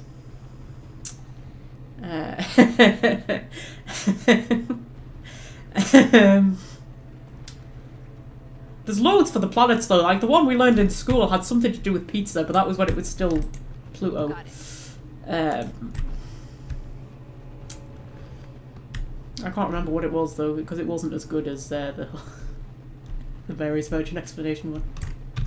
Actually, do you want to know one of the best things I learned in school, which I have never forgotten in my life? It was in sex education. Now, I don't know what sex education is like these days, but when I was having sex education at school, it wasn't really education about sex. It was basically how to avoid getting pregnant and getting, like, STIs. It was like contraception and stuff like that, basically. That's what they focused on when it came to sex education. All right. And I had the most amazing guidance teachers. So we called them guidance teachers. They were like the head of the house. Because there were 3 houses, and each house had, like, you know, a head. And they were the deputy head teachers. So there was 3 deputy head teachers. Were they deputy head teachers? Maybe they weren't. They were part of the senior management team, I remember that. But anyway, they were, we called them guidance teachers. And they were basically the one that you would go to for, you know, if you were having issues or anything like that. They were sort of like, you know, your go-to person. And he was called Mr. Comfort, which was the best name ever. And he was the best teacher in the world. He was just properly down to earth. He wasn't like, he didn't care about the rules. He didn't give a shit about, like, the, you know, the higher ups, like the head teacher and stuff like that. He would just, like... I remember him telling us, when we turned 16, he said, if you don't have a reason to be here, you're better off leaving. And he said, you know, the higher ups want me to tell you to stay, but that's literally just because it looks good on paper to have more students. You know, they get a higher grant, that kind of stuff, if they have more students stay on. He said they're not doing it for your benefit. So he was proper like that. He would just, like, he was actually, like, on your side, and he cared more about you than he cared about, like, the, you know, the paperwork and the bureaucracy. But he broke a lot of rules. But anyway, I remember, he was the one who taught us sex education. It was called personal and social education. And part of it was sex education and stuff like about drugs and knife crime, just all of that kind of stuff. And and this particular lesson was, it was about remembering to use contraception when you're drunk. That's what it was about. And because I went to school in Scotland, and the Scottish government had come up with a phrase that they wanted you to remember, so that even if you were blind drunk, you would remember to use contraception, right? And the phrase that they had come up with was loving carefully. That was the phrase they had come up with. And I remember him stood at the front of the class and he went, look, you are never, ever, ever going to remember that. In a million years, you are not going to remember that. I want you to remember fucking stupid. You know, credit to him, I have never forgotten. Like, I would totally have forgotten loving carefully, but you never forget fucking stupid when your teacher says that to you in the class. Oh my god, what a brilliant teacher he was. Oh man. And then he died not long after I left. Which was sad. But, yeah. No, he really was called Mr. Comfort. He really was called Mr. Comfort. That was his name. It was a perfect name for him as well, because he was such a brilliant teacher, honestly. He was just like proper, you know, you have a proper laugh with him, like, you know, like you can't with most teachers. Yeah.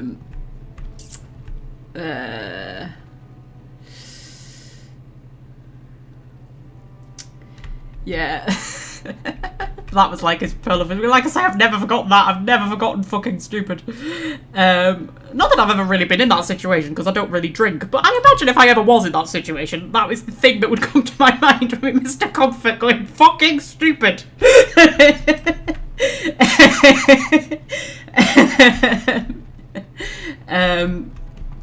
Right, we've done everything here, haven't we? We still don't have the key to the city, do we? I don't think. We do not have the key to the city. Where do you get the key to the city? You need codex entries, don't you? I kind of think where we would have missed. Do you know what? We'll have to come back anyway because we need to go to the circle for Dagna. So,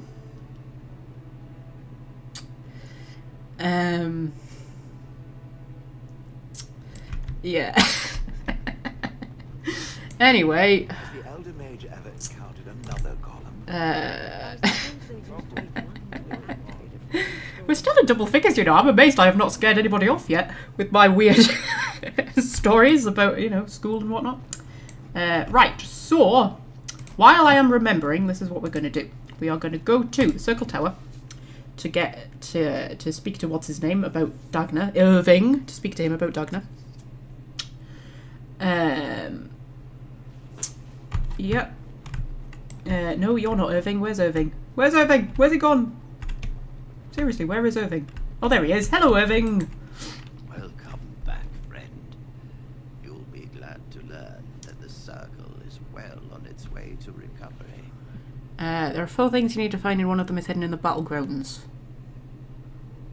The battleground. Is that like the proving? Because I was thinking I've probably missed something in the proving. Yes, Dagna of Orzammar wishes to study magic. Orzammar, indeed. You have piqued my curiosity. It is common knowledge that dwarves lack the aptitude for spellcraft. She will never be able to read the simplest magic, no matter how hard she tries. I don't think she minds. She still wants to learn. Yep. Fascinating. I suppose the circle should be flattened.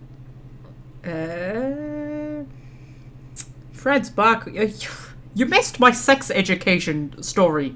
Like, Jesus, Fred, you picked the worst time.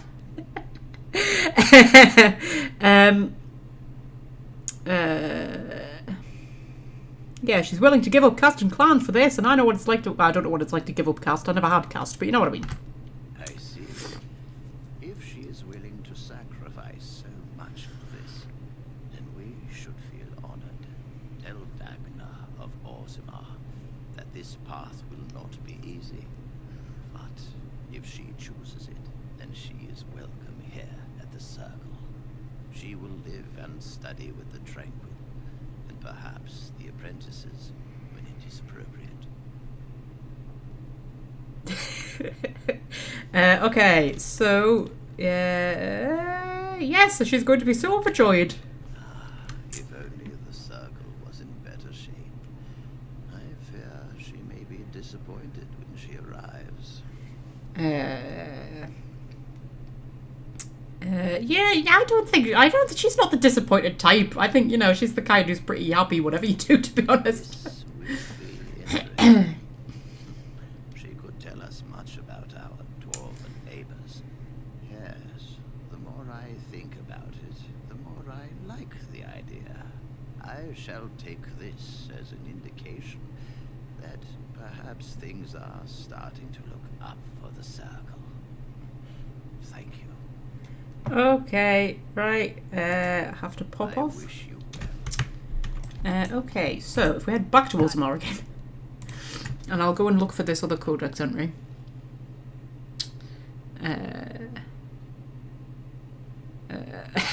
You're all fascinated by the fact that my sex education teacher was called Mr. Comfort. I'll tell you what else. This is my claim to fame, this, right? I was taught graphic communication by Emily Sanday's dad. Yeah. And I went to the same school as her as well, but not at the same time because she's like a lot older than me, so she'd already kind of left. But it was the school that she went to. And I was taught by her dad. And this was before she was famous, but she was a singer, but like nobody knew who she was yet. And he used to bring her music in. And her real name's Adele, but obviously there's already an Adele, so she kind of, you know, she's got like a stage name. But we always knew her as Adele, and because he was always bringing our music in, and he used to play her music during class. Mr. Sandy, yeah, he was a good teacher as well. I loved him. He was great. He remembered me for years after I'd left school. I had a weird habit of running into him at petrol stations. The amount of times I pulled up at a petrol station and his car was like at the next pump. It was very bizarre. But yeah. So I was graphic communication by Emily Sanday's dad. But like I say, like this was before she was famous, and he would always bring her music in. And then it was the year I left was the year that she did the Olympics, the London Olympics opening ceremony and the closing ceremony, and suddenly she was everywhere. And it was so weird because it was just like, that's Emily Sand, that's Mr. Sandy's daughter. It was so odd. But that was like the year I left school, I remember. So yeah, there we go. That's my claim to fame. And then there was once she was on the radio, and it was like, it was for the BBC Two live in concert thing. And he was there, and they put him on the radio, and I remember I was driving back from work, and I was like, oh my god, Mr. Sandy's on the radio! It was a proper surreal experience. Anyway, right, so... what am I doing? What am I doing? I think, should we take out the ogre first? Oh, we've got dwarves! I was just saying we haven't encountered any dwarves out on the road. We'll pop a death hex on the old ogre.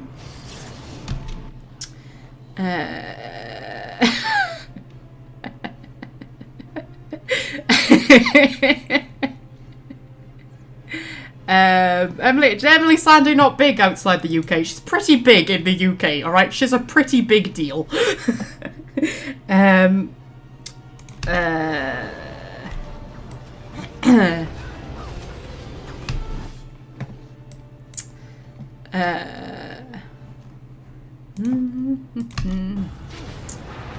Oh, you just chucked a rock like right into the middle of everybody. And took out most of the darkspawn. Jesus. I'm quite surprised Emily Sandy's not big over there, actually. I thought she was one of those ones who was kind of big everywhere. Apparently not. Apparently not.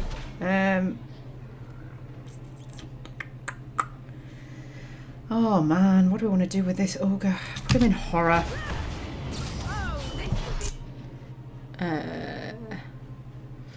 Oh god, we're up to 12 flipping viewers here, man. Jesus. Jesus. Put this down. Will you stop headbutting Morrigan? I don't think she likes it very much. Okay. Do a bit of healing. I'm distracted talking about things I shouldn't be talking. There's been a lot of tangents today, Jesus. Even by my standards. Oh god, Morrigan's about to get her face punched in, isn't she? Yeah.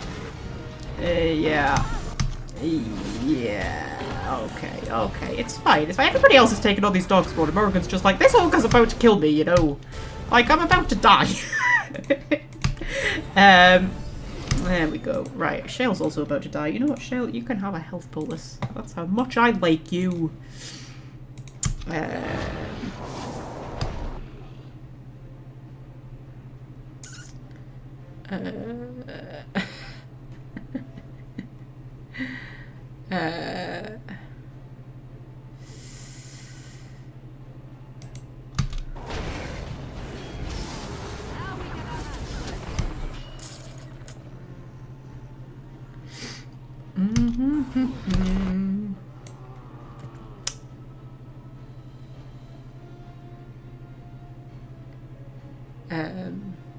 I'm confused, Fred. Why are you talking about Adele?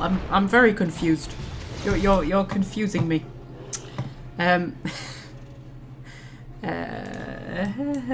Right, okay, so you know what? I need a grenade. That's what I need. I still haven't crafted more, have I? Oh dear me. We'll use up a last fire one. There we go.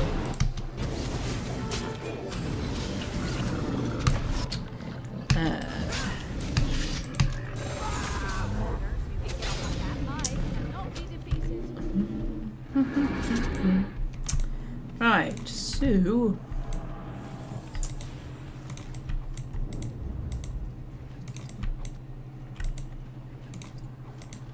now's better than later. Got it. Sorry, I've run out of things to say, Timber. I've tangented myself out. Thing is, when you're doing an episode like this, where it's all just like, you know, mopping up side quests and whatnot, there isn't that much Dragon Age stuff to talk about. Like, we're not doing much plot-related stuff here. So, you know, just go off on tangents instead. It's fine. It's fine, man. It's fine. Were there two ogres? I think there was another ogre that I didn't even notice. Interesting. I also think all the dwarves died.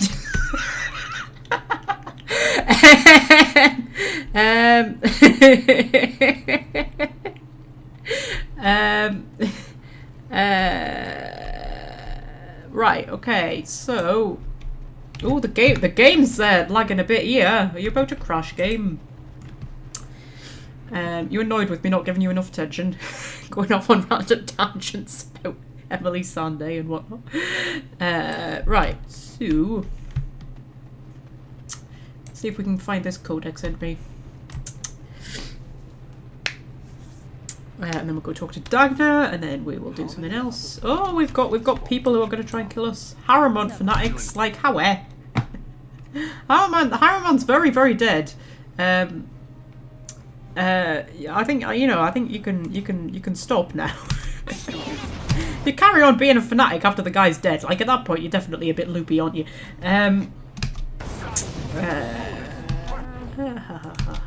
Put a bomb on them. Also, Shale's having a conversation with somebody while this is going on, which is great, you know. You don't want to stop your conversation just because you get attacked. And, oh dear me, we need a bit of a, groupie.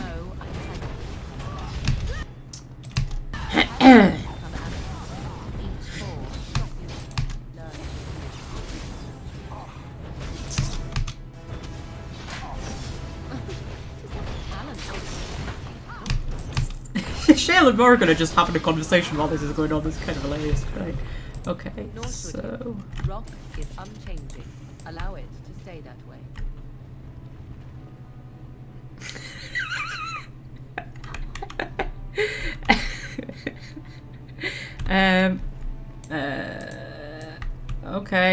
Okay, Fred.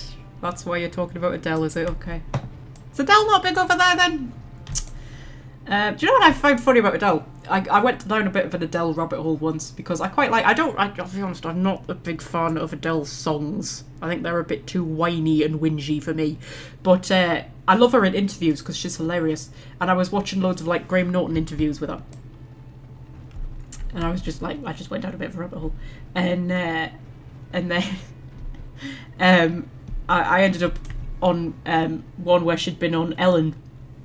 And it's so... You find this a lot with, like, British celebrities. When they go over to America, they completely tone their accent down, whatever their accent may be. Well, of course, Adele's from Essex, so she's got this, like, you know, Essex accent. And, like, she just, like, completely toned it down. It sounded completely different. And it's so weird. And Karen Gillan does the same with her. Like, she doesn't even sound Scottish anymore. She's been in America that long. Like, there's not a hint of Scottish in her accent at all, and she used to be so Scottish. When you watch like old interviews with her and she was like really Scottish, and now she's just like, she doesn't sound Scottish at all. Right, where the hell is this flipping codex entry then? I don't think I've been over the other side yet. It might be over the other side.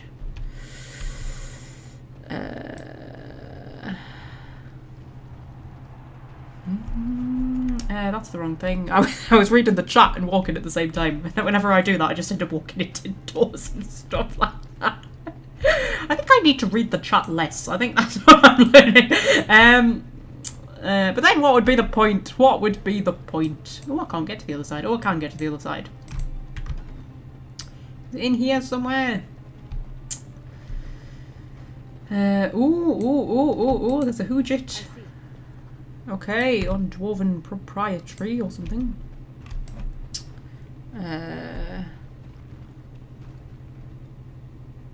Toning the accent down is odd because we love British accents. Yeah, but you want people to actually be able to understand you. I think a lot of people don't realise how strong some accents actually are. Because like regional accents. Because when you move outside of your region, you naturally tone your accent down. Or if you're talking to somebody like not from your region, you naturally do it because you want them to be able to understand you. And I think like when you like on telly and stuff like that, you don't really hear proper regional accents. You hear toned down ones, but you won't hear like how people actually talk to each other, you know, in those areas because like, you know, I mean I do it here. I tone myself down doing this just because, you know, I know I'm not talking to other Geordies. Not that I'm very Geordie to begin with, but you know, but like at work and stuff, I'm much more Northumbrian, let's say, rather than Geordie. Than what I am doing this. Was that it? I don't know. I can't remember how it works. I can't remember how this quest works. Oh, no, I do not have it. You have to pick it up from somewhere. I can't remember. Do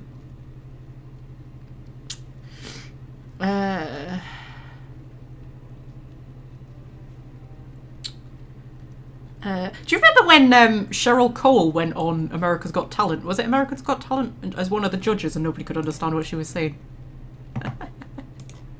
And Cheryl Cole isn't even that. I mean, she's got a very sort of generic Geordie accent, but it's not like proper Northumbrian dialect, like not even close. I think it was America's Got Talent that she was on as a judge. It was definitely something in America with Simon Cowell, and nobody could understand. But then, like, loads of Americans complained. I remember when what's her name, Jodie, became the Doctor because of our Yorkshire accent, because they let her keep our Yorkshire accent, and I remember loads of Americans complaining about it. Like, what the fuck is that accent? Like, Sheffield, love, chill out. Do you not get it from somewhere? You get it from like the Assembly or something. Oh, I can't remember. You might ask him anyhow. Certainly, whatever he happened to come up with. I do not understand. I seek enlightenment. Get it from the Shaper It, I believe you mean. To get much further seeking amusement, I assure you. The Swamp Witch is a most confusing creature. I do not understand it. I'm just reading. Are we talking about accents now? Are we okay? I love accents. Swamp Witch later, when it is less inclined to make bizarre. Yeah, I adore accents. I think it's fascinating how when you're from a place, like from where I'm from, like Northumberland, right? I can tell the difference between accents from towns that are less than 10 miles apart, right? So like the town that I work in and the town that I live in are about 5-6 miles apart, different accent, right? And I can tell the difference. It's just different words, just different, slight different pronunciations of words, right? Whereas people from, down south will not be able to tell the difference. You'll have somebody from like Byker and somebody from Ashington and somebody from, I don't know, Whitley Bay or something like that, and they will think that those three people sound the same, whereas to me they sound completely different, right?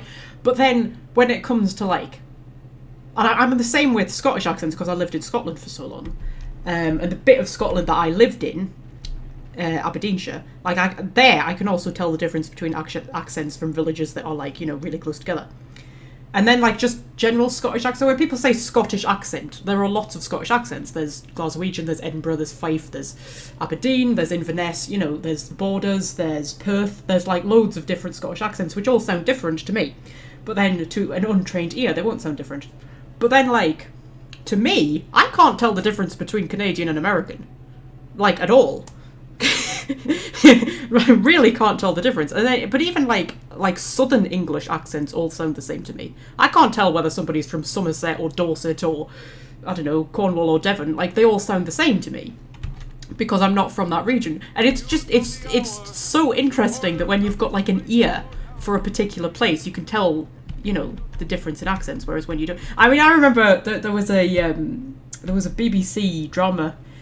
It was just like a one-off drama, it wasn't a series. It was called Joe Madison's War, and it was set in Northumberland, in like a fictional village, but it was in Northumberland, and you had this whole cast of characters, and they were all Northumbrian actors, which was good, because it meant the accents were, because nobody can do a Northumbrian accent.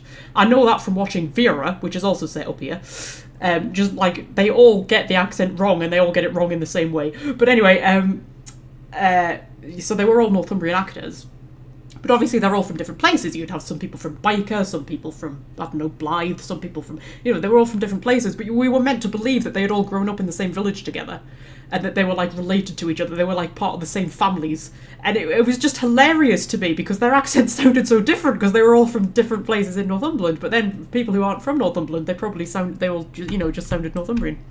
I love accents and language and how language evolves, and it's just I don't know, it's fascinating, isn't it? I find that stuff fascinating. Okay.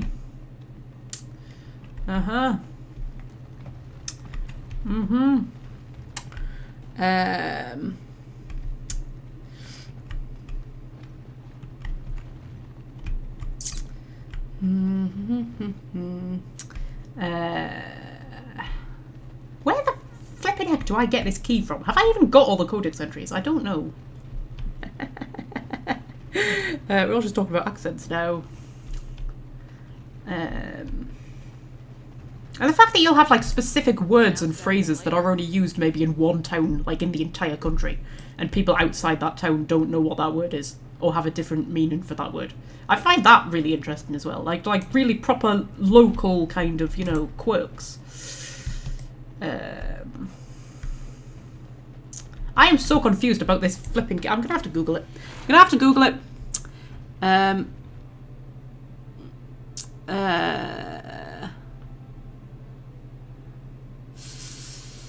I'm reading back through the through the chat first though.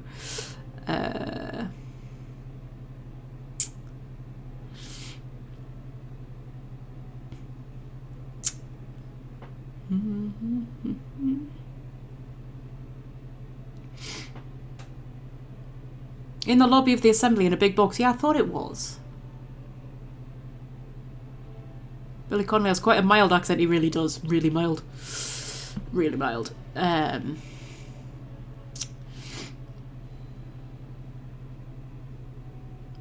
he probably didn't to begin with. It's probably because, you know, he spent so much time outside of Glasgow.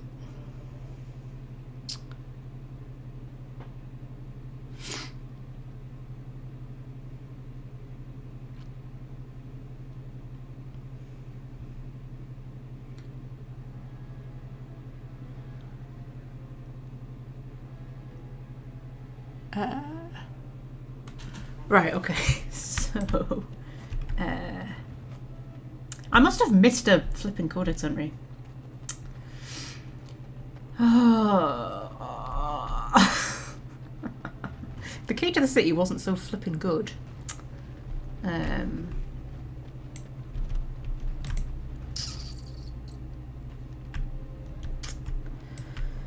You know what, I'm gonna Google it. I'll be back with you in, you know, a minute or two. You just keep talking about accents or whatever it is you want to talk about.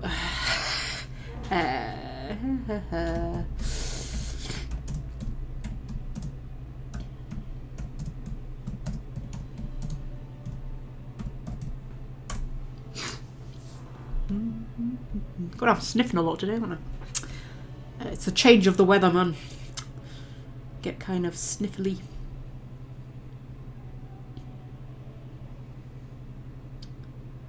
Okay, in order to get this quest, the warden needs to find and read 5 scrolls spread out over Orzammar. Each of the scrolls is in a different part of the Tig. Orzammar Hall of Heroes, that's the entrance hall, I think we've got that one. Dust Town, a little past the Emporium, I think we've got that one. Orzammar Commons on the bridge, we've definitely got that one. Orzammar Proving, in the room south of the main hall, yeah. Orzammar Diamond Quarter on the ramp above the entrance exit, that's probably the one we've missed. That'll be the one. Hopefully. Then I might take a quick break because I'm sniffing. And you know I need the odd break to go and blow my nose. That's just a thing. Right.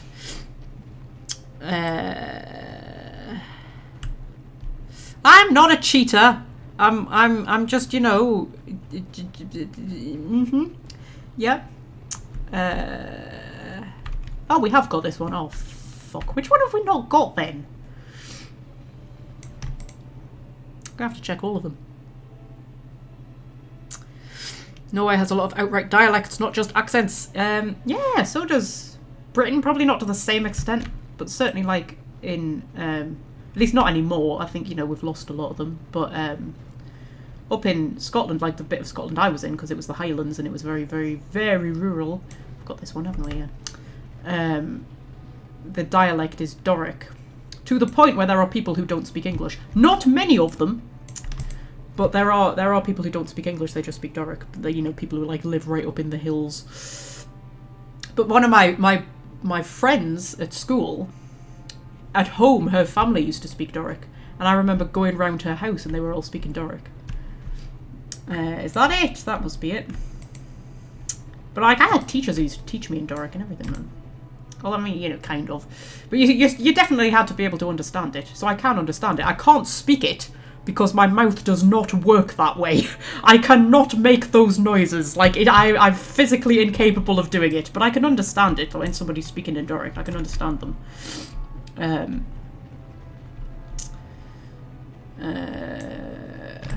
Right.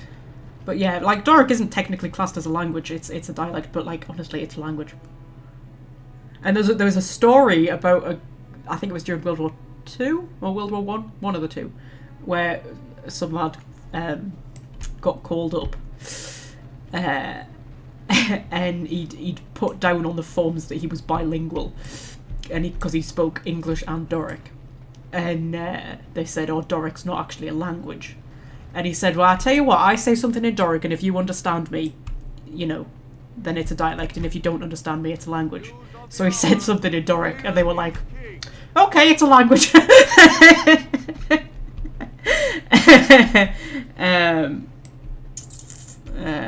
Like, Northumbrian used to be like a proper dialect.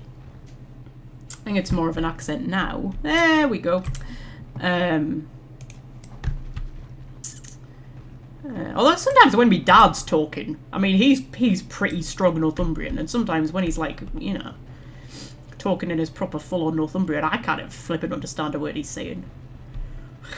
With his all, like, you know, I remember one time he came in and he was looking at the clock and he went, oh, looks like it's far night time to put that clue on the treble. Says, eh?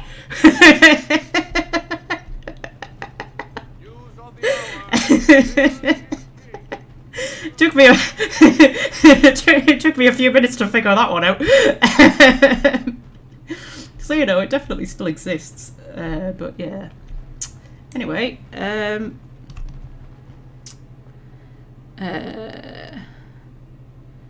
there any monolingual Scottish Gaelic speakers left? I don't know. There might be. I might be. They might be, not I might be. Well, there might be. What? What are you talking about, Magpie?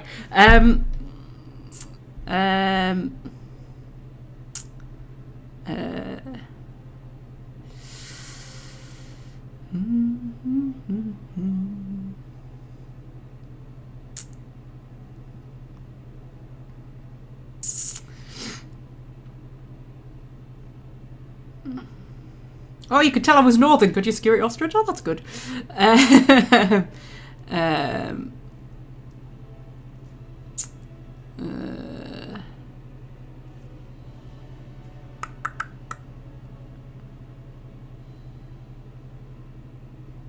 Yeah.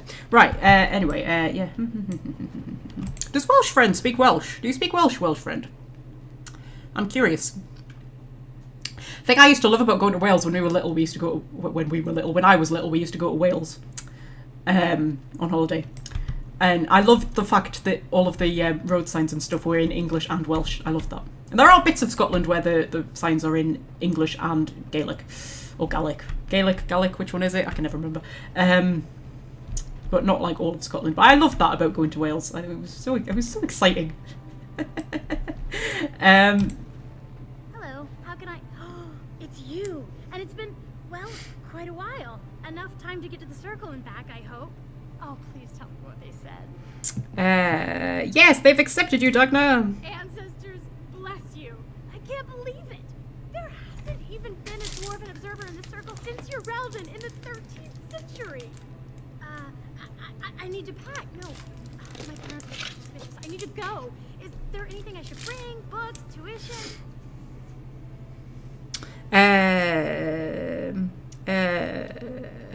Yeah, nothing. The mages need every ally they can get. I'm not going to demand a reward out of her because I like her too much. I know it's sort of, you know, it fits Dorabella's personality to demand a reward, but, you know, I like Dagna too much. She's too sweet, isn't she? I just love Dagna. I love her. Right, I think we're done. I think we're done in Orzammar. Are we done in Orzammar? We are done in Orzammar. Okie dokie. Right.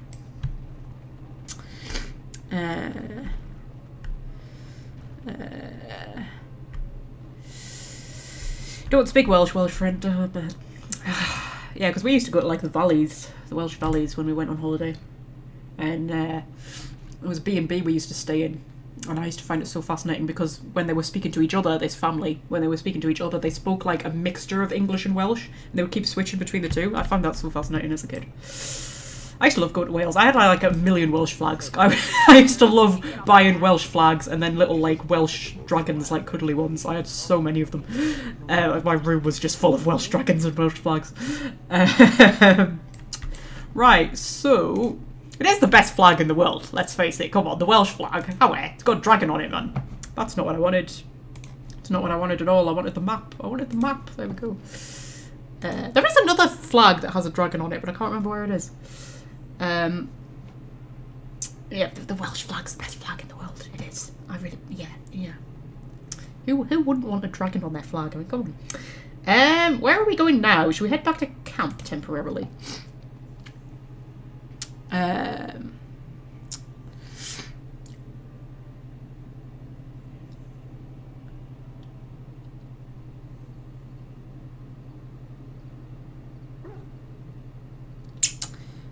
Right, okay, so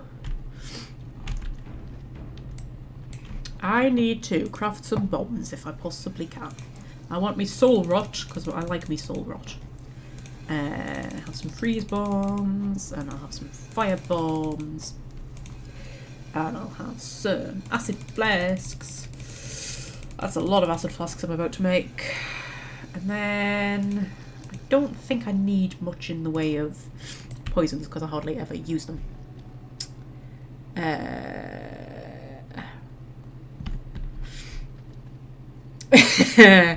Sorry, chat making me laugh. Right, okay, I'm going to take a quick break, actually, while we're thinking of what we're going to do next. I'm going to take a quick break. I shall be back in, like, 5 minutes or something like that.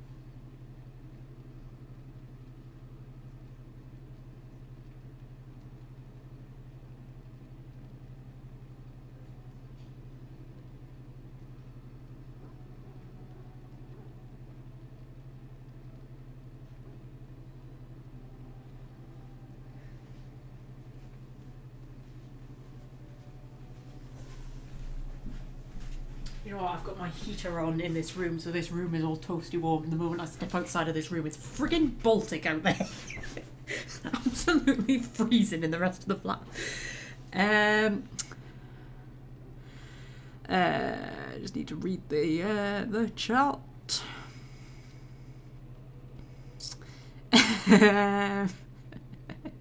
My kitties are beautiful. Oh, thank you. They are very beautiful. They know it as well.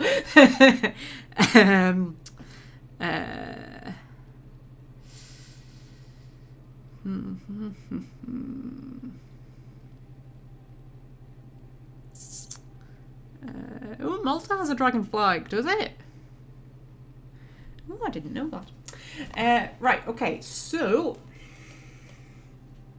pop the game back on. I still haven't decided what we're going to do. Right, we need to do Flemeth. That's something we need to do. And we need to do Ostagar, but we're not going to get Ostagar done in this live stream, I wouldn't think. So, is there any other random quests that we need to do outside of Denerim? We've got the Drake Scale Armour, which we will do at some point. Oh, Ogren's Old Flame, I forgot about that. We need to do that. Watch God of the Reaching, I can't be arsed with.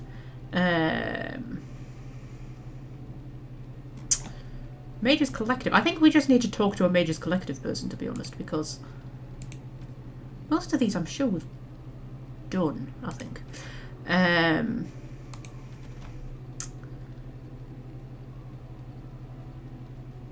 Yeah, some of this stuff I have to wait until the alienage opens up, don't I? And then we've got... Okay, we'll go and do Ogren's little side quest then.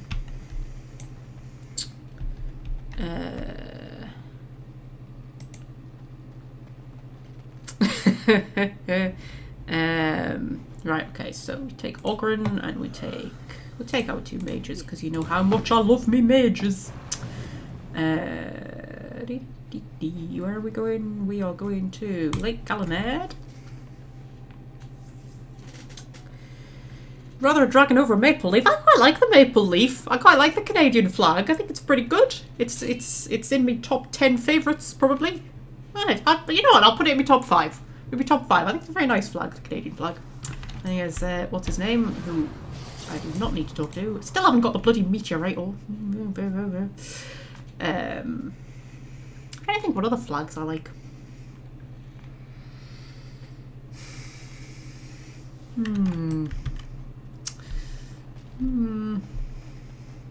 Off the top of my head, not much. I mean, I have to be honest, I know I'm a bit biased, but I do like the Union Jack. I think the Union Jack is genuinely a really nice flag, and I'm not just saying that because I'm British. I think it is genuinely a really nice flag. And then the Welsh flag's really nice, and yeah, the Canadian flag's really nice. I think most flags are quite boring, aren't they? They're just like, you know, lines of colour. Spain has a nice flag. Quite like Spain's flag. Argentina has a nice flag. Talk to this guy. Good to see you again. Okay, apparently we have not completed any Mages Collective stuff. Also, I'm going to turn the quest markers off because they annoy me. Yeah, turn that off. Okay, we'll go and talk to Felsi.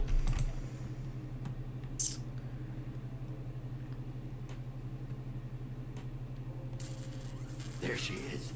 I'm gonna go talk to her. Look, you gotta back me up here. Got it?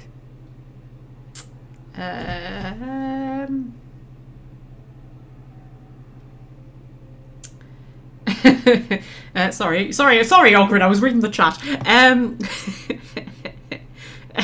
She's not a genlock, you can handle her on your own. You haven't met her, I take it. Okay, how dangerous could she be? We parted company under less than friendly terms. Yeah, what do you mean by that? She threw me out of her house and tossed all my clothes into a lava vent. Threatened to take a pair of smithing tongs to... Well, you get the idea. She always was cute when she was angry. Okie dokie. Stop being a whip, go get her.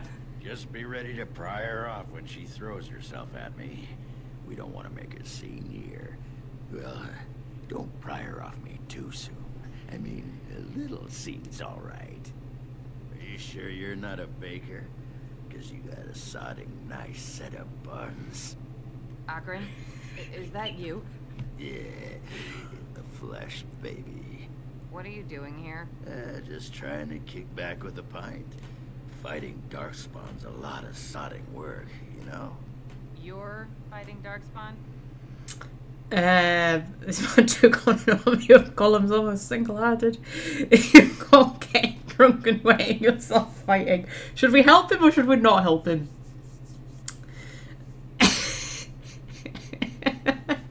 I mean, I think option 2 is more the kind of thing Dora would say, but, oh dear.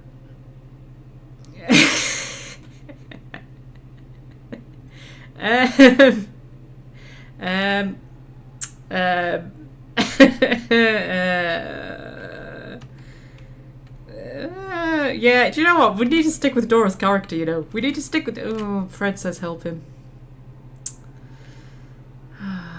Fred says help him. Oh, but number 2 is what Dora would say, Fred.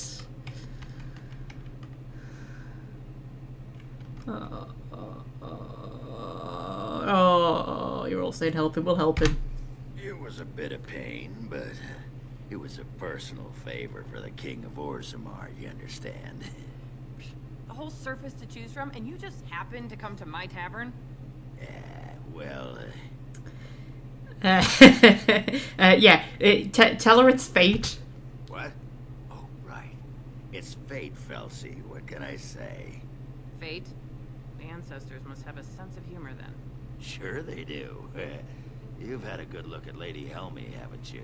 If her face isn't a joke the ancestors are playing, I'm a Bronto's behind. So, Lady Helmy must be a paragon of beauty then. Okay, tell her you've been thinking about her. I've been thinking about you, Felsie. What do you want, Ogren? Nothing. Just thought I'd see how you were doing is all. Well, maybe that and grease up the Bronto, if you know what I mean. Well, you've seen me. You'll have to go back to Orzammar for the Bronto. Okay. We can't waste time here. The Queen's waiting for us. Yeah, the Queen's waiting for us. Oh, the Queen needed a new fool, did she? Oh, well, it's been fun, Felsie. But I better go. Wait, you're leaving? You just got here. I haven't called you a shaft rat yet. Well, you can't keep the archdemon waiting. You hurt its feelings, it might just turn the whole blight around and go home. Nobody wants that. Well, you don't need to fight it right now, do you? I mean, you could have a pint first. You could call me a surly Bronto. I could tell you that you smell like nut droppings. I'll tell you what, I got some things I gotta do, but I'll come back for that pint when things are settled. You frigid deep stalker. Fine, but you better not keep me waiting, you worthless copper-plated swordcast. Wouldn't dream of it.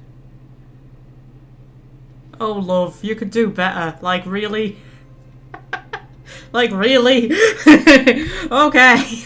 So, we've helped Ogren. Right. Actually, I tell you what, while I've got Morrigan here, we'll craft some more health poultices and whatnot. Morrigan, my lass, where are you? Yeah. How are we doing on the other health poultices? We'll craft some greater ones to get us up to like, what, 40? And then we'll craft some normal ones to get us up to, what, 50? Oh, 50. And then lesser we will get up to until we run out of flasks. And then I'm going to make some injury kits until we run out of deep mushrooms. And we need more flasks, man. Jesus.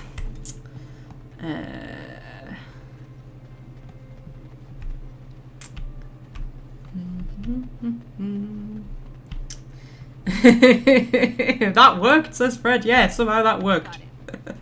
Woman needs our brain looking at, I think.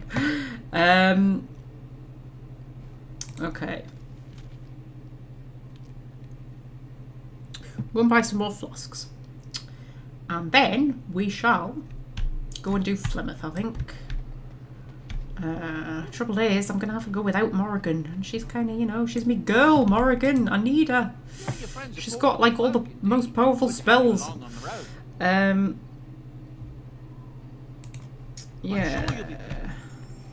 Buy some flasks. Buy some flasks. Just so that I've got some. Ooh. Well, actually, we should probably sell some of our shit as well, because we've picked up quite a lot, haven't we? Dead Tide Shanker, 5 cunning, 0.5 armor penetration, 6 attack, interrupt spellcasting, and with 2 enchantment things. That's pretty good. Thorn of the Dead Gods, 3 damage and 3 armor penetration. Topsider's Honor. It's not that great, but it's got 3 enchantment things. Ooh, Keening Blade. God, we've picked up a lot of good stuff, haven't we? Okay, we'll get rid of all of this shit. We don't need any of... Oh, actually, we might need some of that for Shale. God, I need to kit everybody out. Sell Morrigan's ropes. Right, I'll sell all the stuff that I know I don't need. And then we'll kit everybody out.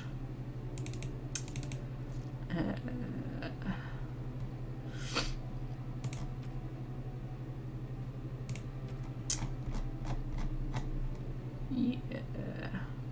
Well, we can sell Turnogade's crown because we can't wear it, can we? May as well just sell it. I still don't know why he has a crown. Oh, I sold some of the gifts for Shale. Oh dear, oh dear, oh dear. Just the one, there we go. That'll do for now. Shall do for now. Okay, so yeah. We give Shale the shiny thing. Very nice indeed. And then see if we can kit you out in some stuff. Ooh, what's better? +2 constitution or +1 to all attributes? +1 to all attributes is better, isn't it? Ooh, also it's a pretty blue. And strength is not enough to equip those crystals. Oh dear.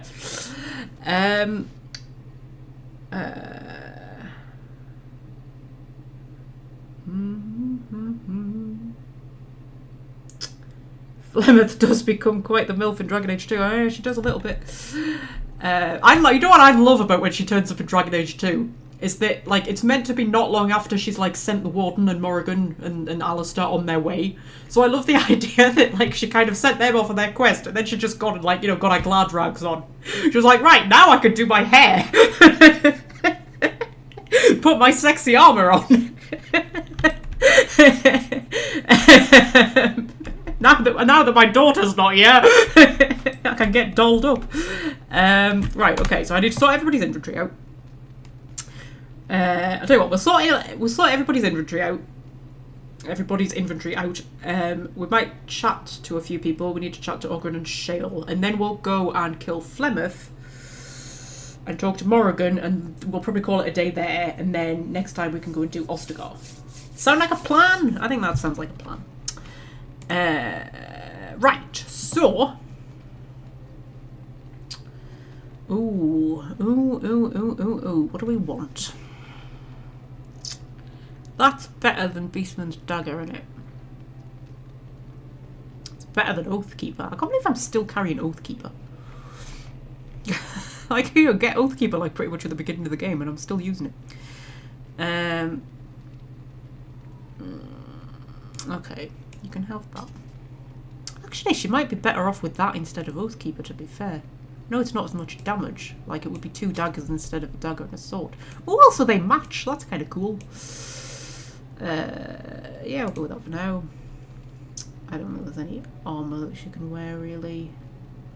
Ooh, Kadash Stompers. Okay. You can have that. Increases hostility. Nah, I think that's alright. Oh, look, they're shiny, man. They're shiny. And you can have some drake skin gloves. That will do. And then key to the city, +2 to all attributes. That's better than the dusk ring. Why am I wearing the dusk ring? That doesn't... Oh, it's for the cunning. Yeah, you can have key to the city. Oh. Blood Gorged Amulet, +12 to Constitution. But -3 Strength. And -3 Willpower, which isn't as much of a big deal. Ooh. Who I want to give that to? Okay.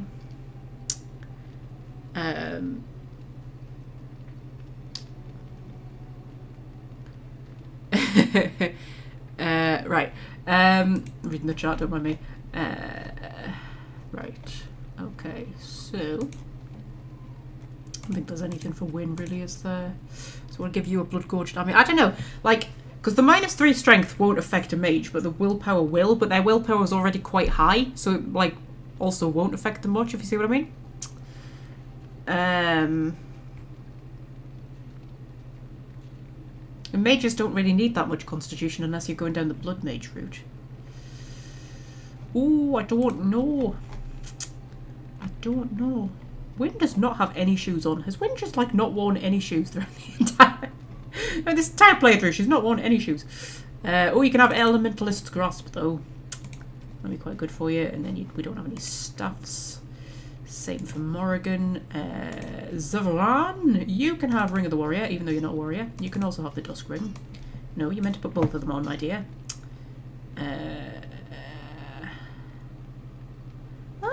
Maybe do the Constitution on him, possibly.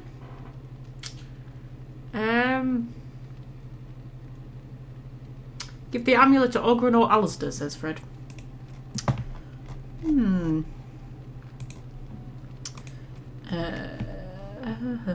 I've already done Shale. Ogran. Still can't wear the Boots of the Legion. Can I level you up? No, I can't. Well, that's no good at all, is it?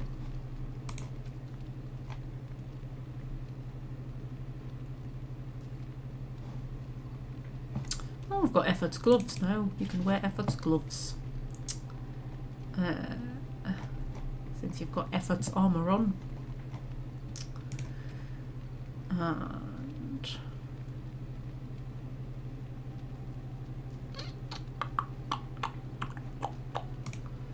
what's Alistair got on? He's got an apprentice's amulet on, that's kind of rubbish. Oh. I'm leaning towards Zevran, you know. I think he could do with the extra help. And you know, strength and willpower aren't that important to him.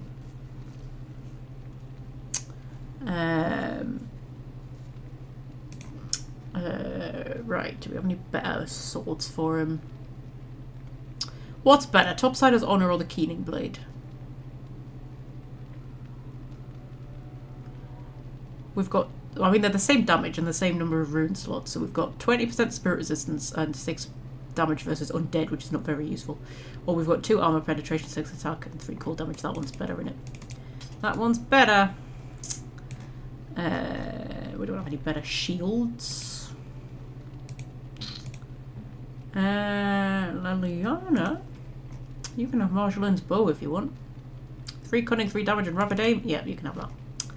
And you can have some fire arrows, because I like you so much. And I think she's fine on the old armour. Oh, Sten. Sten, who I keep forgetting exists. Should we give him diligence?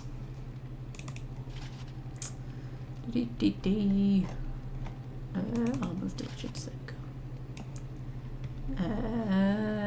There we go. And I don't think there's anything for him. Yeah, I'm going to give that amulet to Zevran. You can have that amulet. +1 to Constitution and +15 to all healing effects received. That's got to be better than what Alistair's got, isn't it? Yeah, Alistair can have that. There we go. There we go. Does anybody not have an amulet? Ooh, somebody didn't have an amulet there. Ogren. Ogren, you can have fire resistance, cold resistance, and 1 armor, because why not? Now that we've done all of that, I can go and sell everything that I don't need. Are you sure I can't interest you in this hat? A pair of earrings, perhaps? A cheese knife? Okay. I'm sure you'll be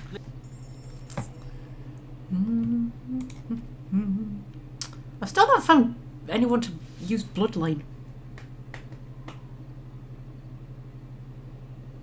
Maybe Bloodline would be better than Thorn of the Dead Gods, actually. Because we've got, what, 3 damage and 3 armor penetration. Versus 3 dex... Oh, is my strength high enough? I don't know if my strength is high enough. 3 dexterity, 10% spirit resistance, 1 armor penetration, and damage versus Darkspawn. Yeah, if my Hooja is high enough. Do you know what? I need to do enchantments first, actually. Ah, it is high enough. Yeah. Yeah, that's better. That's better. We should do that instead. Ooh, it's very sexy as well. Yeah, we need to do enchantments first because I need it. Dora, that was not what I wanted you to do. I need to take the enchantments off before I sell some stuff, don't I? I don't want to sell them with the enchantments on. I need those enchantments. Right, take that off, take that off. And wait, what did I just take off there? I just took off Severance. No. You know what, we'll put Severance back on in a second. Yeah, it's those ones I need taken off.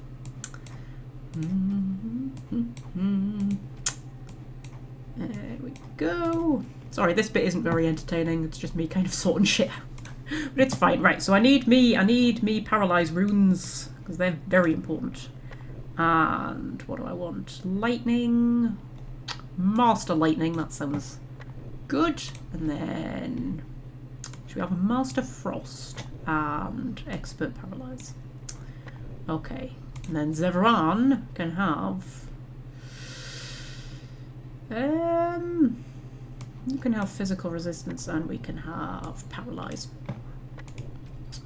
And then everybody else is so oh no, the Keening Blade needs stuff. We'll have paralyze, we'll give him some damage versus Darkspawn, why not? And then he can have ooh, do we want slow or lightning? Slow or lightning, let's go slow. There we go. And then the rest of these aren't equipped by anybody. Okay, right. So now I can sell all my stuff. There's anything I can do for you, please. Magpie casually describing anything and everything as sexy. Yeah, you know, anything could be sexy. I describe a lot of things as sexy. Yeah, anything could be sexy. Except like, you know, children and stuff like that. You know, wouldn't describe them as sexy. Right, okay, so...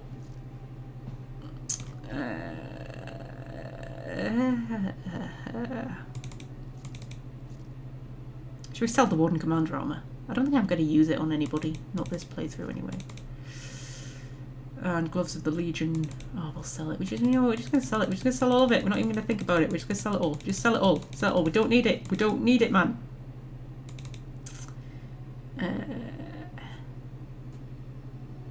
Ooh, 1 Constitution and Stamina Regeneration in combat. How did I miss that? For Alistair. Sell the traps. Don't need them. Sell that lightning boom because I don't need it.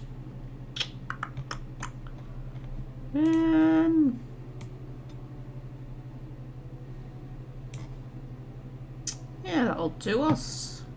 Ooh, I've got lots of money again. Yay. I like having lots of money. Okay. So, Flemeth. Who are we going to take to battle Flemeth?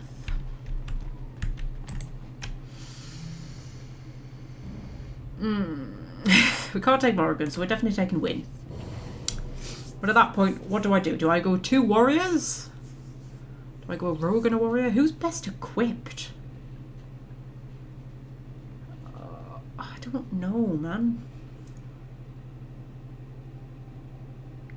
I mean, she turns into a dragon, so who's best equipped for taking on a dragon? Shale, maybe? Should we go Alistair and Shale, or should we go, like... Alistair and Liliana. Or Alistair and Zevran. Maybe, actually, Liliana would be a good idea because she's ranged. So it's a good idea to have people, like, away from the dragon. But I haven't had her out very much. So... I don't think she's even particularly interested in armour. Zevran's better equipped. Although I could just put Zevran's armour on her, couldn't I? Although I don't think our strength's high enough. I think Alistair is a good shout. Should I just go Shale? Oh, I don't know. I turned to the chat there and I was like, I was going to say, guys, I need you to tell me who to take, but now I've realised that you are still on the conversation with Bodan. That's how far behind you are. That's how big the latency is. Oh, I don't know. Well, sometimes the latency on that screen seems to be more than what the never mind. We'll give that one a go. I don't know why I'm so scared of Flemeth. I wasn't scared of the Gux Cat, was I? I'm scared of Flemeth. Scared, guys. I'm scared of Flemeth. Right. So, see if we get attacked by anything on the way down. I mean, you know what? There must be a lot of darkspawn about. Because the blight has definitely spread.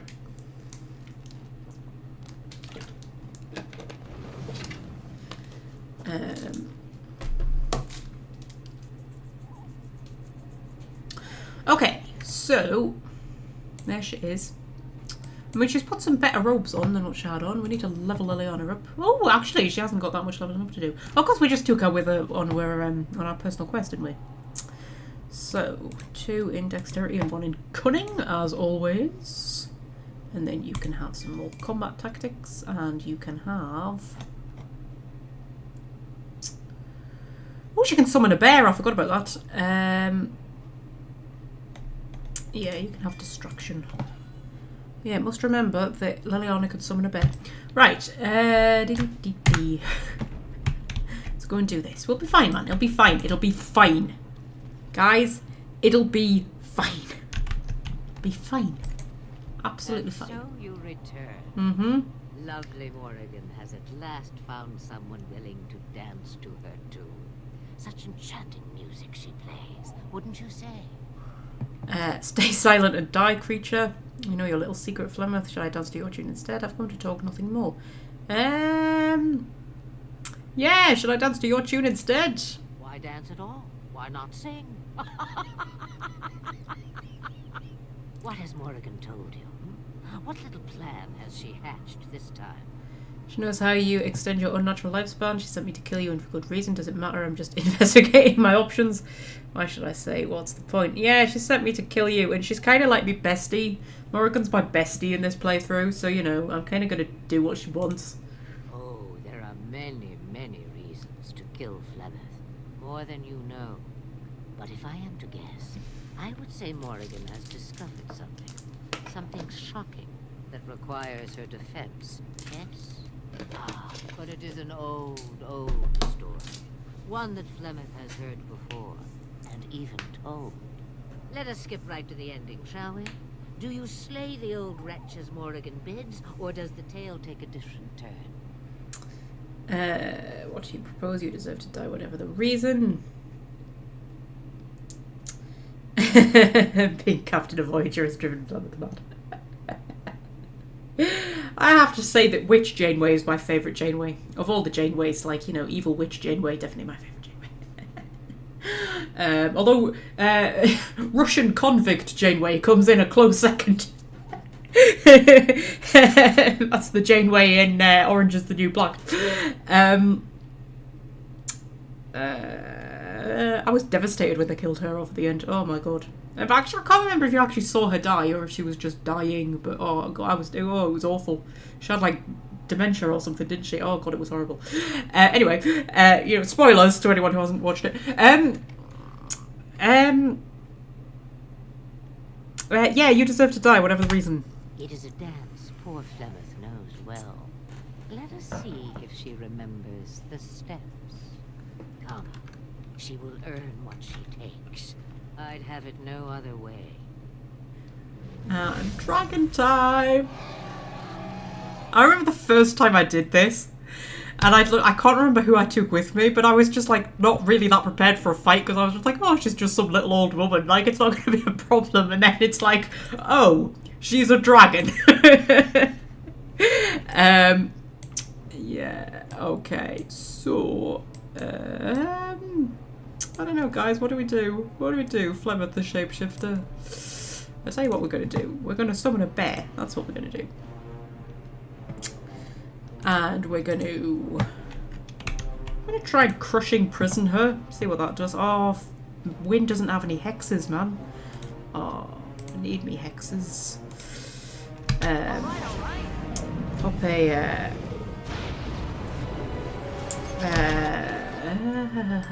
Death Hex on it, yeah. Oh my god, we already need a group heal win. Give me a group heal, love. Right, okay, so. Yeah.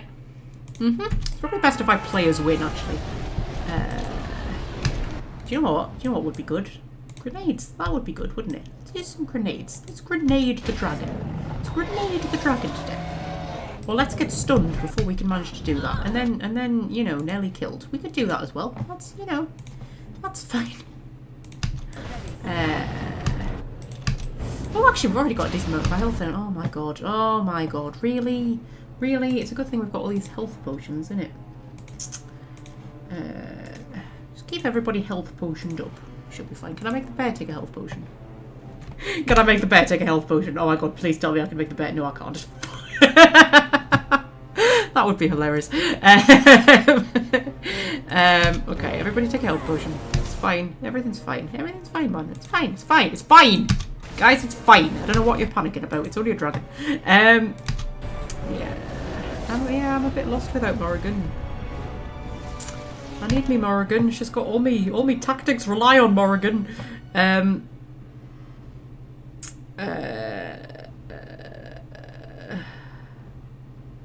Okay. Yeah, you're not actually as far behind as I thought. It's weird sometimes because like the screen on my laptop is meant to be like what you're seeing, like the latency, but sometimes it's just like really much further behind because you're commenting on things which are. You know what? Never mind. Oh, the cat's just knocked something over. What are you doing? I thought I'd got rid of you. But you've come back with a vengeance, haven't you? I'm trying to battle a dragon here. Right, what am I doing? Grenades, that's what I'm doing. Oh, Jesus Christ. I'm very distracted today. I don't know if you can tell. Soul Rot! Soul Rot. Use a Soul Rot bomb. There we go. Excellent. And then just, I don't know, just attack it, man. Just do what you gotta do. Yeah. Oh, stop launching fireballs that way. I know you're a dragon and everything, but still, it seems a bit excessive, doesn't it? It's a bit excessive. We're just little humans. And a dwarf who's even littler. Right, okay. So, yeah, there we go with the flipping fireballs. Jesus. You think you're so scary with your fireballs. You think you're so cool, don't you? Yeah. You need to take a lyrium potion, I think. Oh, flipping heck! How much fire have you got? Like, Jesus. Who would have thought it would be the fire that would be a problem when battling a dragon? Yeah, I never would have thought. Right. It's alright, as long as we keep, like, spamming health potions, we'll be fine. Yeah, we'll be fine, man. We'll be fine. We'll be fine. Everything's fine. Everything's dandy. Everything's wonderful. Keep the lyrium up. And, I mean, we're actually doing pretty well, to be fair. If we do another grenade. Keep grenading.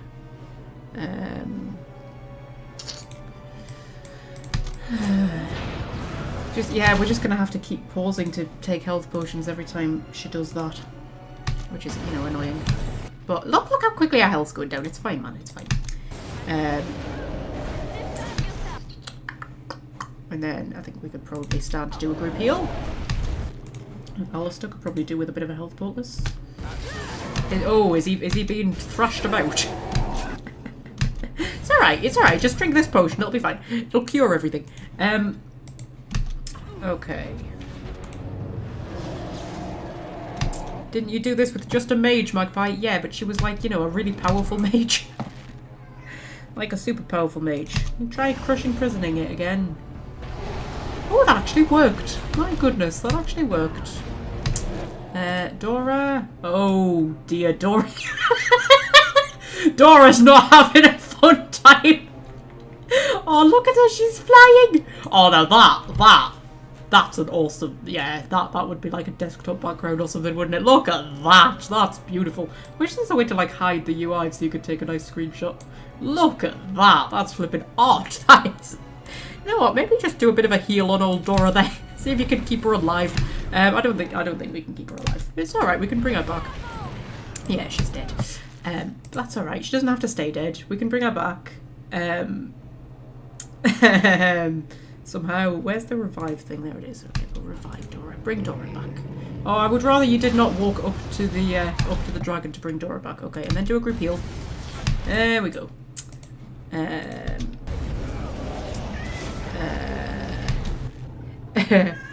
I'm ignoring you, Putty. I'm busy.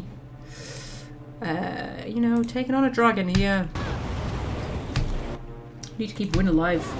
If Wynn dies, we're in trouble. She's the only one who can bring everybody else back. Right, I need more lyrium. Oh my goodness, I know. Look, I'm nearly finished. I'll be finishing soon. Right, and then you can have my full attention, I promise.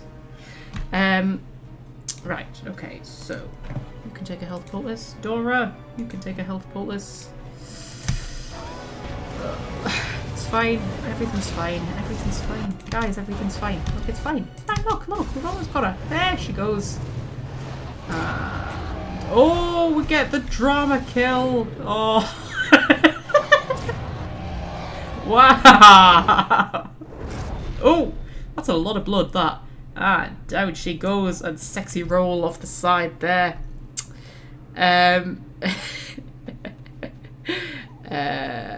Okay, yeah. There we go.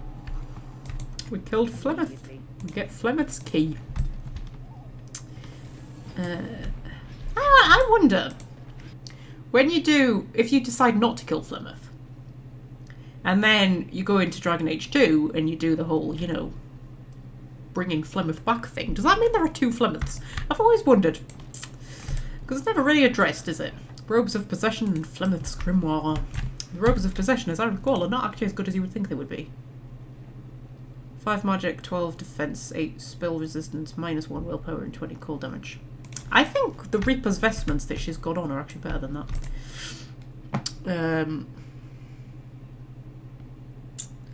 Yeah. Okay. We'll head back and have a wee chat with Morrigan. Actually, we need to talk to Shayla Nockran as well, don't we? Wrapped up all the personal quests. Apart from Wynn's that we haven't unlocked yet, and Sten's that we haven't unlocked, but you know. Neither of their personal quests are really that interesting. I know you need the Sten one if you want him to become Arashok later on, but I'm not that bothered. Right. And Wynn's really doesn't matter, like Wynn's doesn't affect anything.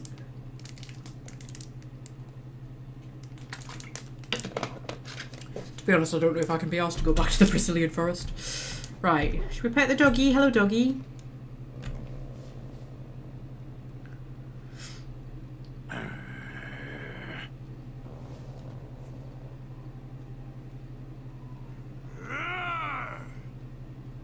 Okay, let's just like watch this. You are a true warrior and worthy of respect. Oh.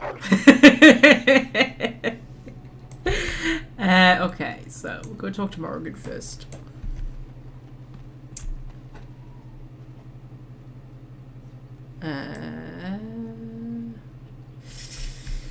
If it isn't too spoilery, is it true what Morrigan said? Was she going to be the new body of Flemeth? As far as I'm aware, I think so, yeah. I'm sure that is actually a thing.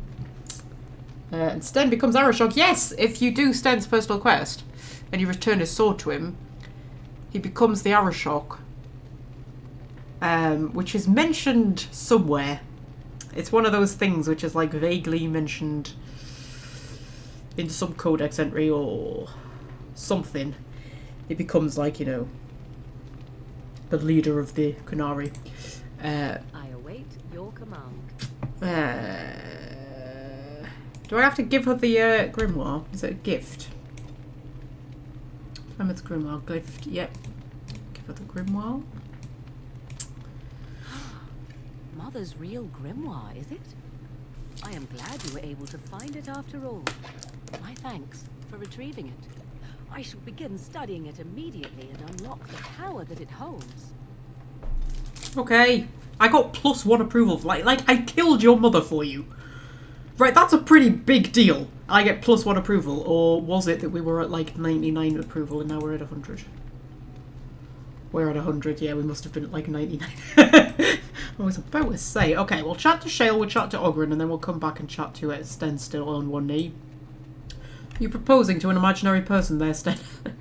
We'll chat to Shale, we'll chat to Ogren, and then we'll go back to chat to Morrigan again. I have a question for it, if it will indulge me. It chose to side with Caradon and destroy the Anvil of the Void.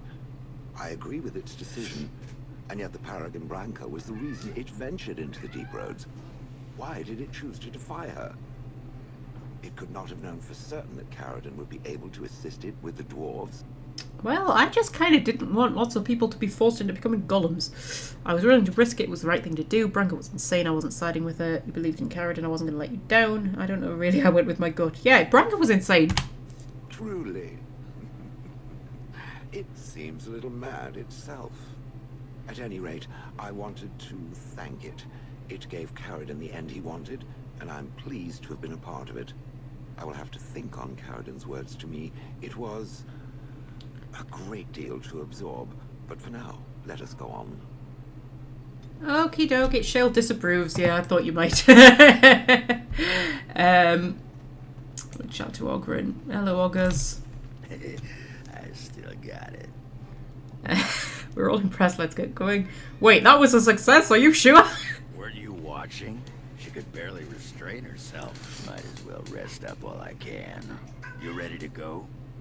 Yes. Yes, let's go. Aye. All right then. Okay. Right, go back and talk to Morrigan.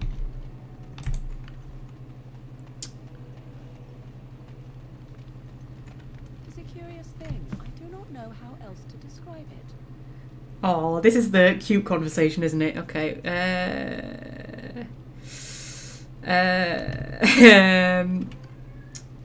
Yeah, you look confused. Indeed I am, a little. I am reminded of our first meeting in the wilds. I had been in animal form for some time, watching your progress. I was intrigued to see such a formidable woman, obviously more potent than the men she traveled with. Yet I resented it when Flemeth assigned me to travel with you. I assumed that, at best, you would drive me from your company as soon as we left the wilds. Why would I do that? I am aware that I have little talent for forming friendships, to put it lightly. It is something I know nothing of, nor ever thought I needed.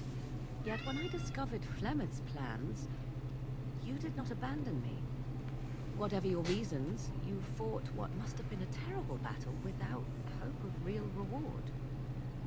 It was not such a terrible battle. Trust me, I did it because I'm your friend. I did it because I need you here. Don't get gushy, it was not the person. I did it because I'm your friend, Morrigan. And that is what I do not understand. Of all the things I could have imagined would have resulted when Flemeth told me to go with you, the very last would have been that I would find in you a friend, perhaps even a sister. Aww. I want you to know that while I may not always prove worthy of your friendship, I will always value it. But enough of such idle talk. There are more useful things to be done, surely. Oh, it's so sweet. It's so sweet, man. I love that conversation, and that's like my favourite conversation of the whole game. I love it so much. It's just the best conversation, man. It's the best conversation. Right, anyway. Should I talk to my boyfriend, or should we leave it on the cute conversation? We'll leave it on the cute conversation, shall we? We'll wrap it up, because we're at, like, pretty much exactly 3 hours. So, we're nearly there. We're nearly there to, like, actually get into the Landsmeet. Next time, we'll do Ostagar. And there are, like, 1 or 2 little side quests here and there that need wrapping up. But I think a lot of them, you need to wait until you can, like, get into the alienage and stuff like that. And I'm not too concerned about finishing every single side quest on this playthrough, to be fair. I'm not really that bothered about it, because if we're going to be doing 8 playthroughs for the Dragon Age project, then, you know, I'm not going to want to, like, finish up every single side quest on every single playthrough, because we'll be here from now until Doomsday. So, yeah, we'll definitely do Ostergol, though, and we may do another few little side quests next time. And then the time after that, shall be, yeah, we'll be heading into the lands, mate. We're heading into the end game. We're getting there. We are getting there. So, for now, I shall leave you, as I always do when we're in camp, with a beautiful view of the moon, and I shall see you on... What day is it today? It's Tuesday today, isn't it? I shall see you on Saturday at 1:30 GMT, as always. Yeah, you know what? I'm gonna leave you with the kitten screen, because, you know, I like you so much. The chat's making me laugh. Chat's making me laugh. Right, I'll leave you with the kitten screen. You know, because I feel like leaving you with the kitten screen. Yeah, and I shall see you on Saturday, my lovelies.